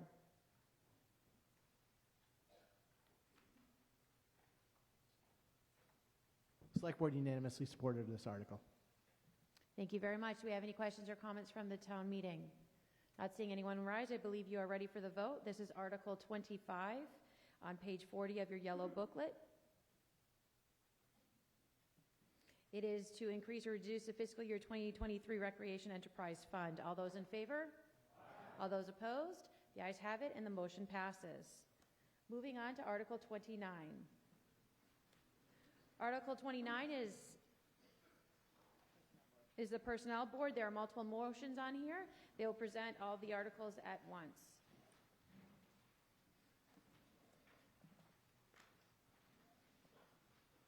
On behalf of the Personnel Board is their Chair, Peter Shametz. Welcome.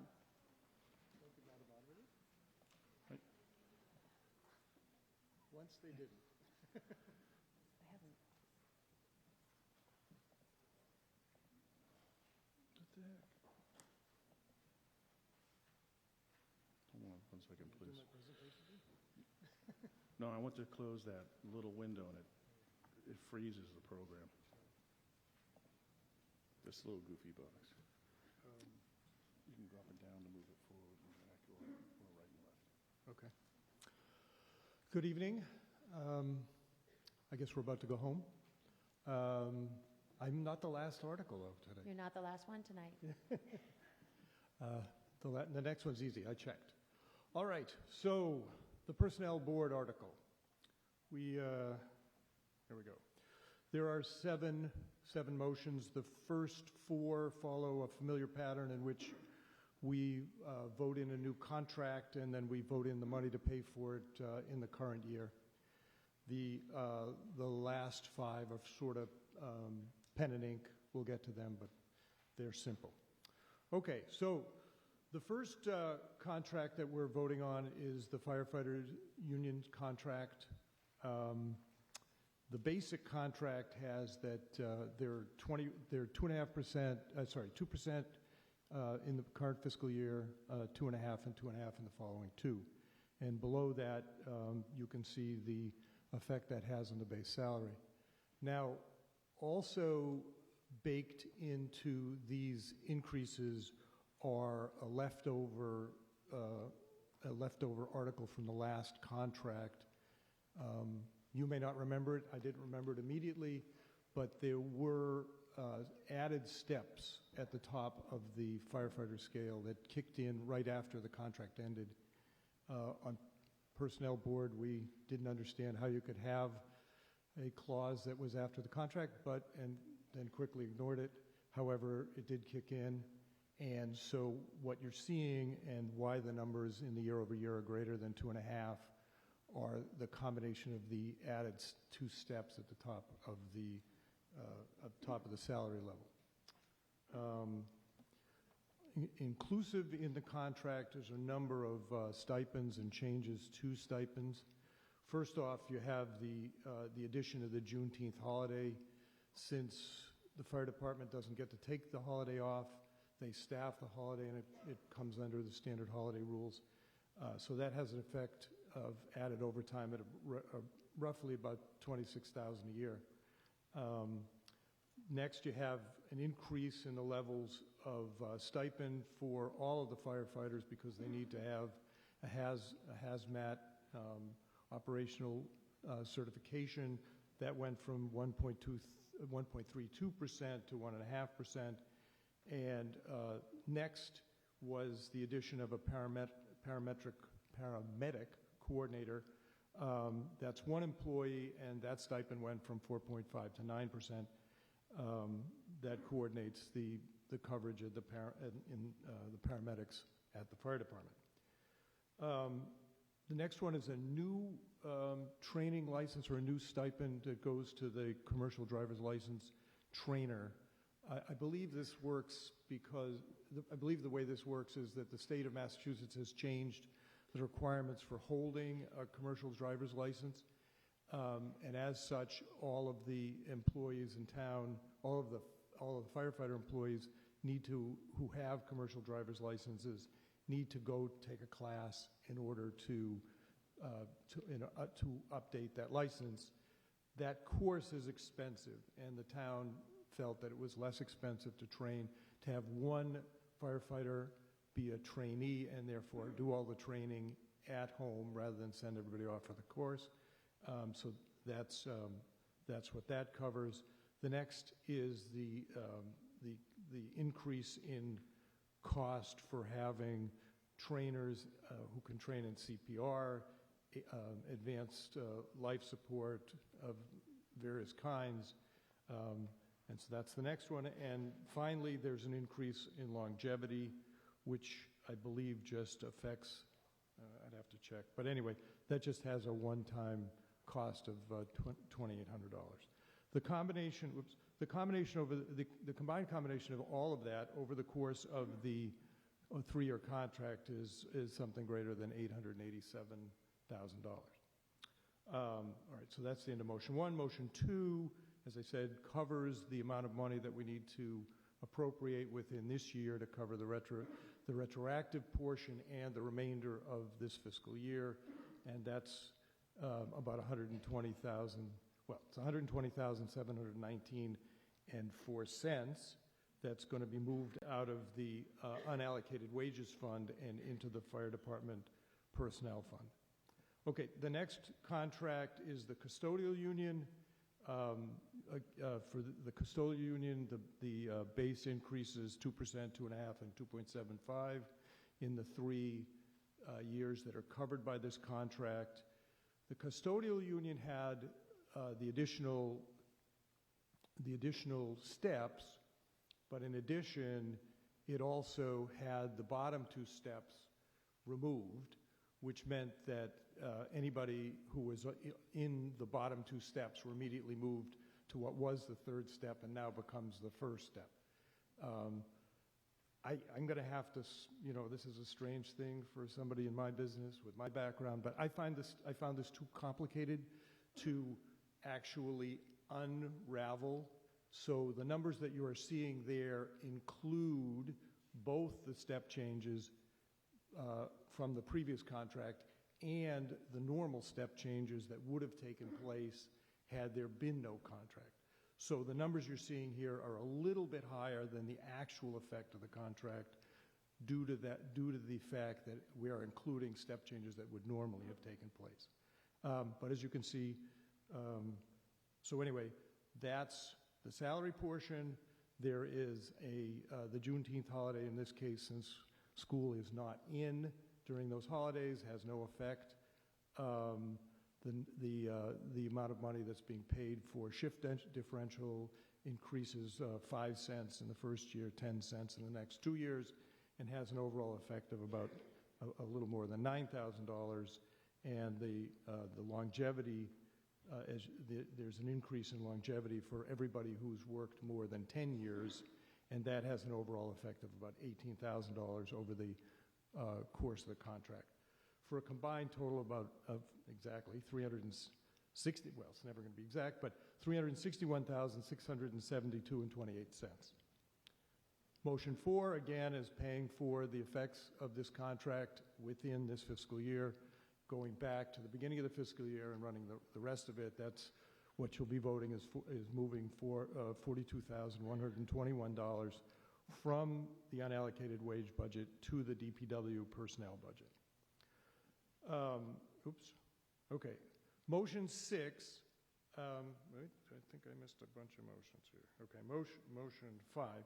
Motion 5 is to create 3 positions related. Well, the first 2 relate to part-time employees. So the first one is an intern position. This intern position will allow anybody in the town to hire people who are, in high school, in college, between in summers, intersessions, and to work anywhere in the town. This is not just the recreation department. This is anybody in town. The next one is to create a DPW summer labor position. This would be summer, and it would be at the DPW. And finally, is creating a recreation supervisor position. This is an indication of the success that the Recreation Department has had over recent years. The number of program offerings are growing, the programs themselves are becoming very successful, and they need more people to help manage at the program level. So those are those three positions. The next is a little bit of pen and ink. This is to take the positions, the intern and the DPW summer laborer, plus an existing position that's already in the Recreation Department, the program instructor 1 and 2, and remove them from getting a yearly COLA. So this will freeze those salaries until we vote on it again. So year over year, they will not grow with the non-union COLA increase that we vote every year. And finally, the program instructors 1 and 2 have already gotten that COLA for this year, so motion 7 will be to back that out so that those positions will go back to their to the pay rate in the previous year. And that's it. Thank you very much. May we have a recommendation from the Select Board on all motions 1 through 5? The Select Board unanimously voted favorable action on all these motions. Thank you. May we have a recommendation from FinCom on all motions 1 through 5? The Finance Committee voted each one differently. I'll tell you the ones that were unanimous were motions 5, 6, and 7 because they were quite straightforward.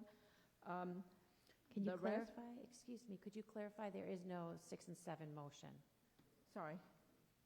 Oh, yes, there are. There Never is mind. 5, 6, and 7. My apologies because I was going 1 through 5 for that. Okay, sorry. I took them out of order. Sorry about that. Just those are straightforward. So 5, 6, and 7 are unanimous. So motions 1, 2, 3, and 4 were all favorable, but some closer than others. Motion 1 was 7 favorable, 4 unfavorable. Motion 2 was 6 favorable, 5 unfavorable. Motion 3, 8 favorable, 3 unfavorable. And then motion 4, 7 favorable, 3 unfavorable, 1 abstained. Overall, all these articles, the concerns were, A, there was a limited time to review these contract changes. The details, literally, we did get a review of the overall numbers, but the details just came out literally this week. The other concern was other contracts had more clearly stated year-over-year changes. So overall, favorable, some concerns about some details or more needed details. Thank you. Thank you. Just to clarify, the Select Board, the favorable was unanimous for all motions, not just 1 through 5. All right, thank you. Town meeting members, do you have any questions or comments on the motions? Thank you, Madam Moderator. On the firefighters contract, I have a question through you to either Mr. Chimetz or possibly to Chief Tustin. There have been some interesting articles this week on towns struggling to get plow drivers ready for winter with their CDLs. I believe Norfolk and Walpole administrators have commented that there was some change in legislation and they're no longer able to train their drivers to get CDLs.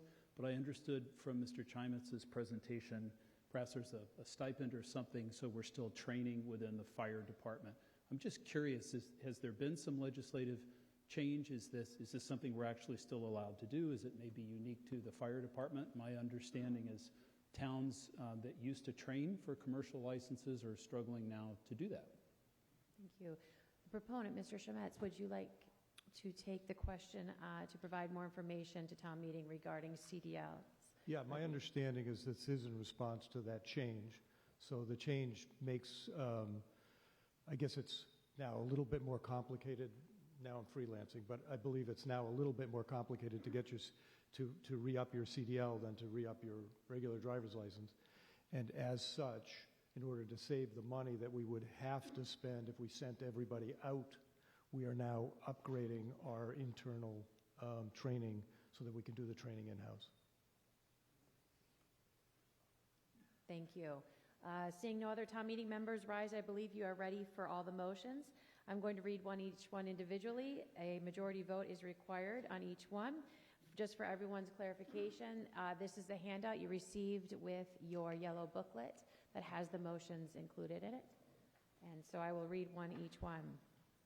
Motion 1, it is moved and second that the Schedule 10 of the town's compensation schedule be amended, revised, and modified in accordance with the recommendation of the Personnel Board as set forth in Appendix A, firefighters' union wage adjustments for fiscal year 23, fiscal year 24, and fiscal year 25, and pursuant to the Memorandum of Understanding and MOU reached between the Select Board and the Winchester's firefighters, IAFF Local 1564, dated September 26, 2022.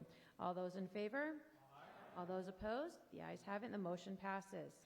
It is moved and second that the town transfer the sum of $120,720 from the FY23 unallocated wages, number 0312551, to the fiscal year 23 Fire Department, number 2200 Personnel Services budget to provide for the revision adjustments to firefighters' union salaries and wages and other benefits in fiscal year 2023, consistent with the Memorandum of Understanding between the Town of Winchester and Winchester Firefighters Union dated September 26, 2022. All those in favor? All those opposed? The ayes have it, and the motion passes. Motion 3 is moved and second that the Schedule 11 of the town's compensation schedule be amended, revised, and modified in accordance with the recommendation of the Personnel Board as set forth in Appendix B, custodians' union wage adjustments in fiscal year 23, fiscal year 24, and fiscal year 25, and pursuant to a Memorandum of Understanding and MOU reached between the Select Board and the Winchester Custodians, SEIU Local 888, dated October 24, 2022. All those in favor? All those opposed? The ayes have it, and the motion passes. It is moved and second that the town transfer the sum of $42,121 from the fiscal year 23 unallocated wages, number 0312551, to the fiscal year 23 DPW 4100 Personnel Services budget to provide for the revision adjustments to custodians' union salaries and wages and other benefits in fiscal year 2023, consistent with the Memorandum of Understanding between the Town of Winchester and Winchester Custodians Union dated October 24th, 2022. All those in favor? All those opposed? The ayes have it, and the motion passes. It is moved and second that the town's compensation schedule be amended effective July 1st, 2022, as recommended by the town manager and the Personnel Board as set forth in Appendix C, proposed classification of positions on Schedule 5. Miscellaneous compensation schedule fiscal year 23 effective December 15th, 2022, and Appendix D proposed classification of positions of Schedule 3 PT compensation schedule fiscal year 23 effective December 15th, 2022. All those in favor? All those opposed? The ayes have it, the motion passes. Motion number 6 is moved and seconded that the town make the newly created positions of intern and DPW summer labor as well the existing program instructor 1 and program instructor 2 positions exempt for the future COLA raises. All those in favor? All those opposed? Motion passes.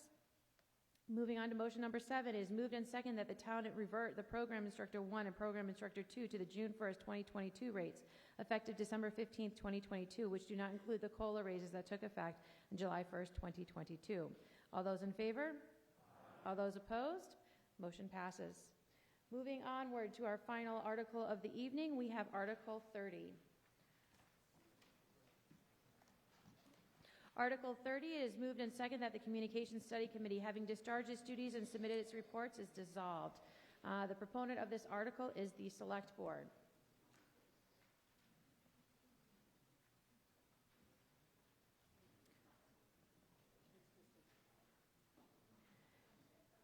At this time, I believe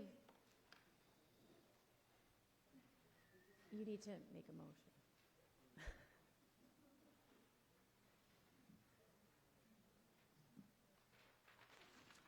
Before I make my motion, I just want to thank our Madam Moderator for running town meeting for the last 3 nights and getting us out of here before 11 o'clock. So thank you very much for that tonight. Thank you. I did want to acknowledge our staff that I see sneaking out in the back. Thank you for all sitting through all these hours and all your hard work every day for the town, especially the 3 individuals that typically sit at this table with us, Stacy, Beth, and Mark. They put a tremendous amount of work every day and night and weekend to this town. It is amazing. When you get to my position, it is amazing to see how dedicated these people are. And we're very lucky to have them in this town. So thank you very much for that as well.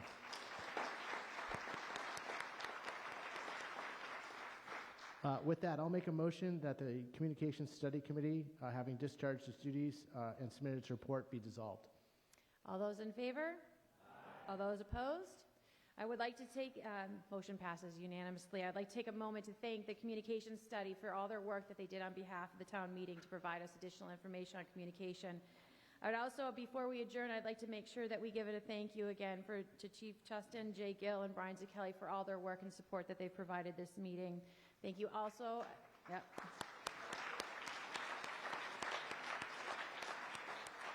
Thank you as well to all of our town meeting members and for being so patient during these 3 nights and pushing through to such late hours. Have a wonderful, happy Thanksgiving. May I have a motion to dissolve the meeting? All those in favor? All those not? Meeting is dissolved. Thank you so much.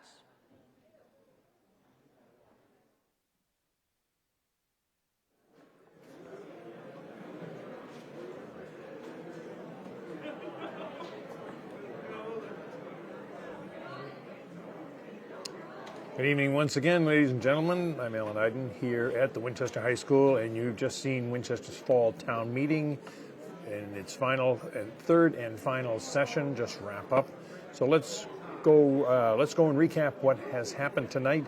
The first item on the agenda was a continuation of Article 6, which consumed the last half hour of the Monday meeting concerning regulations on gas leaf blowers in town. So we had continuing discussion of that. Town meeting members, one town meeting member was concerned about neighbors' relations. Would neighbors be calling police on other neighbors? And asked if it was enforceable. The chief of police said it was. It could be through warnings and tickets.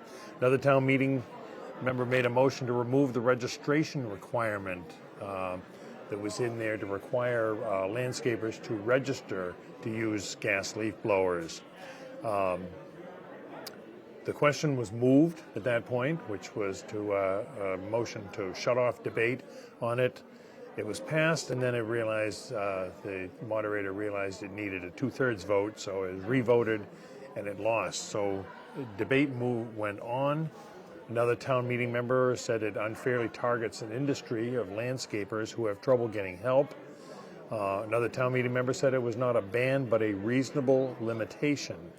Another resident said it disrupts his work from home.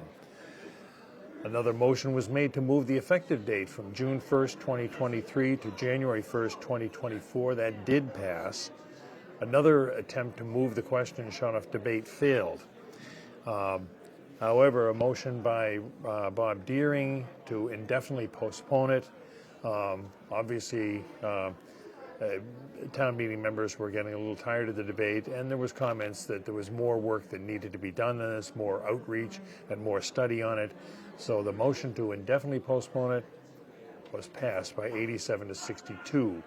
So in other words, there was no action taken on Article 6 on gas leaf blowers. We moved on to Article 11, and that was by the Communications Committee and instructing or urging the town manager and the select board to prepare an initial communications plan for the 2023 fall town meeting.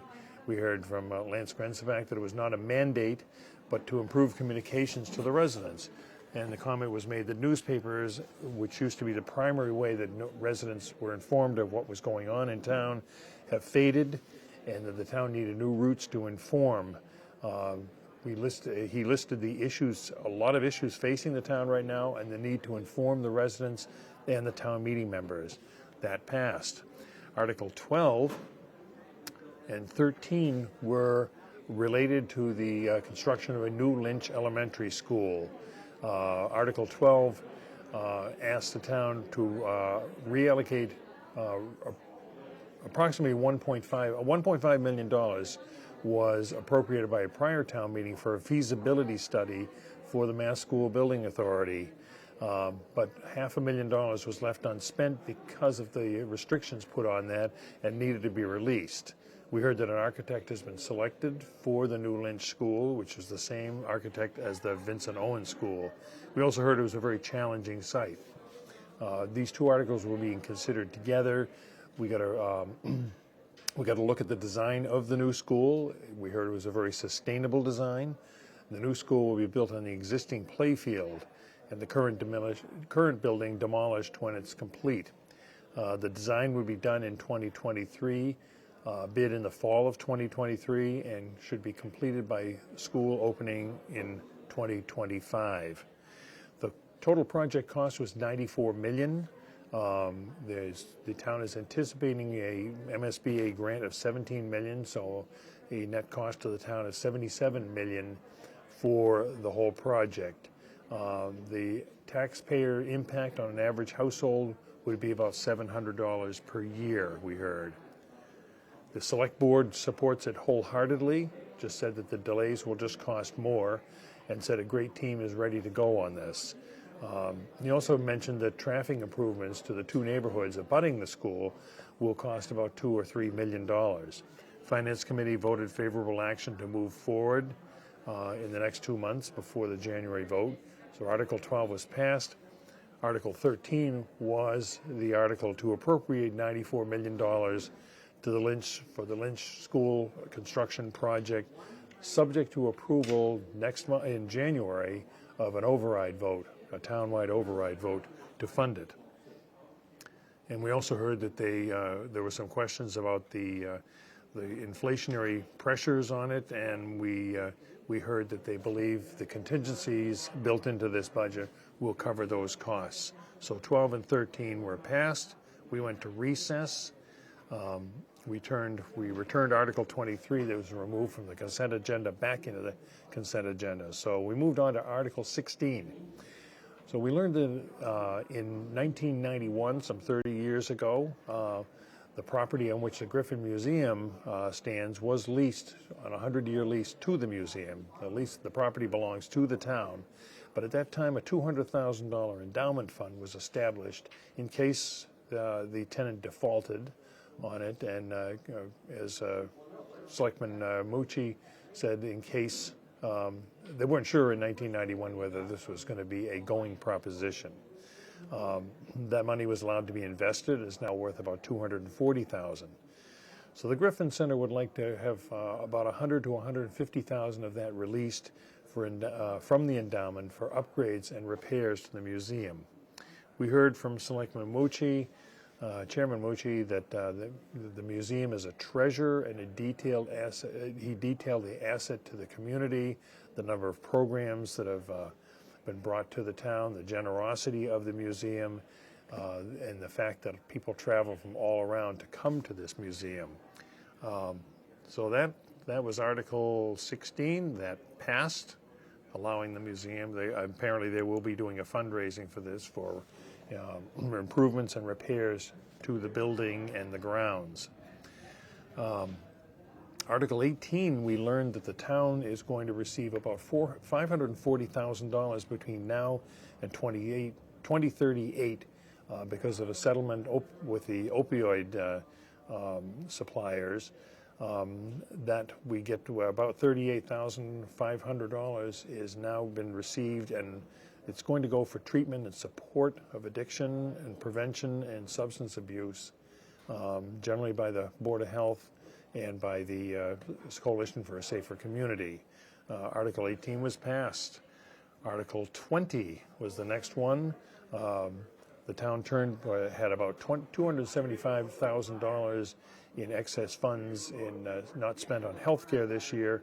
So this motion was to put that $275,000 into a healthcare stabilization fund to guard against, to be used for any future increases. We also heard that the town saved $500,000 this year by switching its health insurance company to Blue Cross.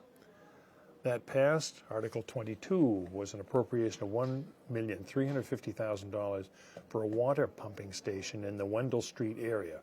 We heard that 37 houses in that area were using Woburn water because Winchester didn't have sufficient pressure because of the geography of the area. We learned that Woburn has found they have excessive levels of PFAS contamination in their water, so a temporary pumping station was installed to provide those houses with Winchester water, but that pumping station only has a life of about 18 to 24 months. So this was a motion to create a permanent pumping station at $1,350,000 that would have a life expectancy of about 50 years. That passed.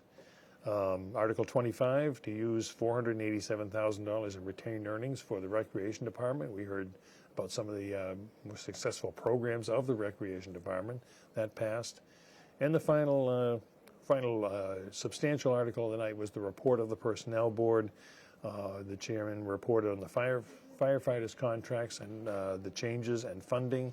The custodial union issuing allowing part-time employees, a DPW summer laborer, and a recreation supervisor, and that passed.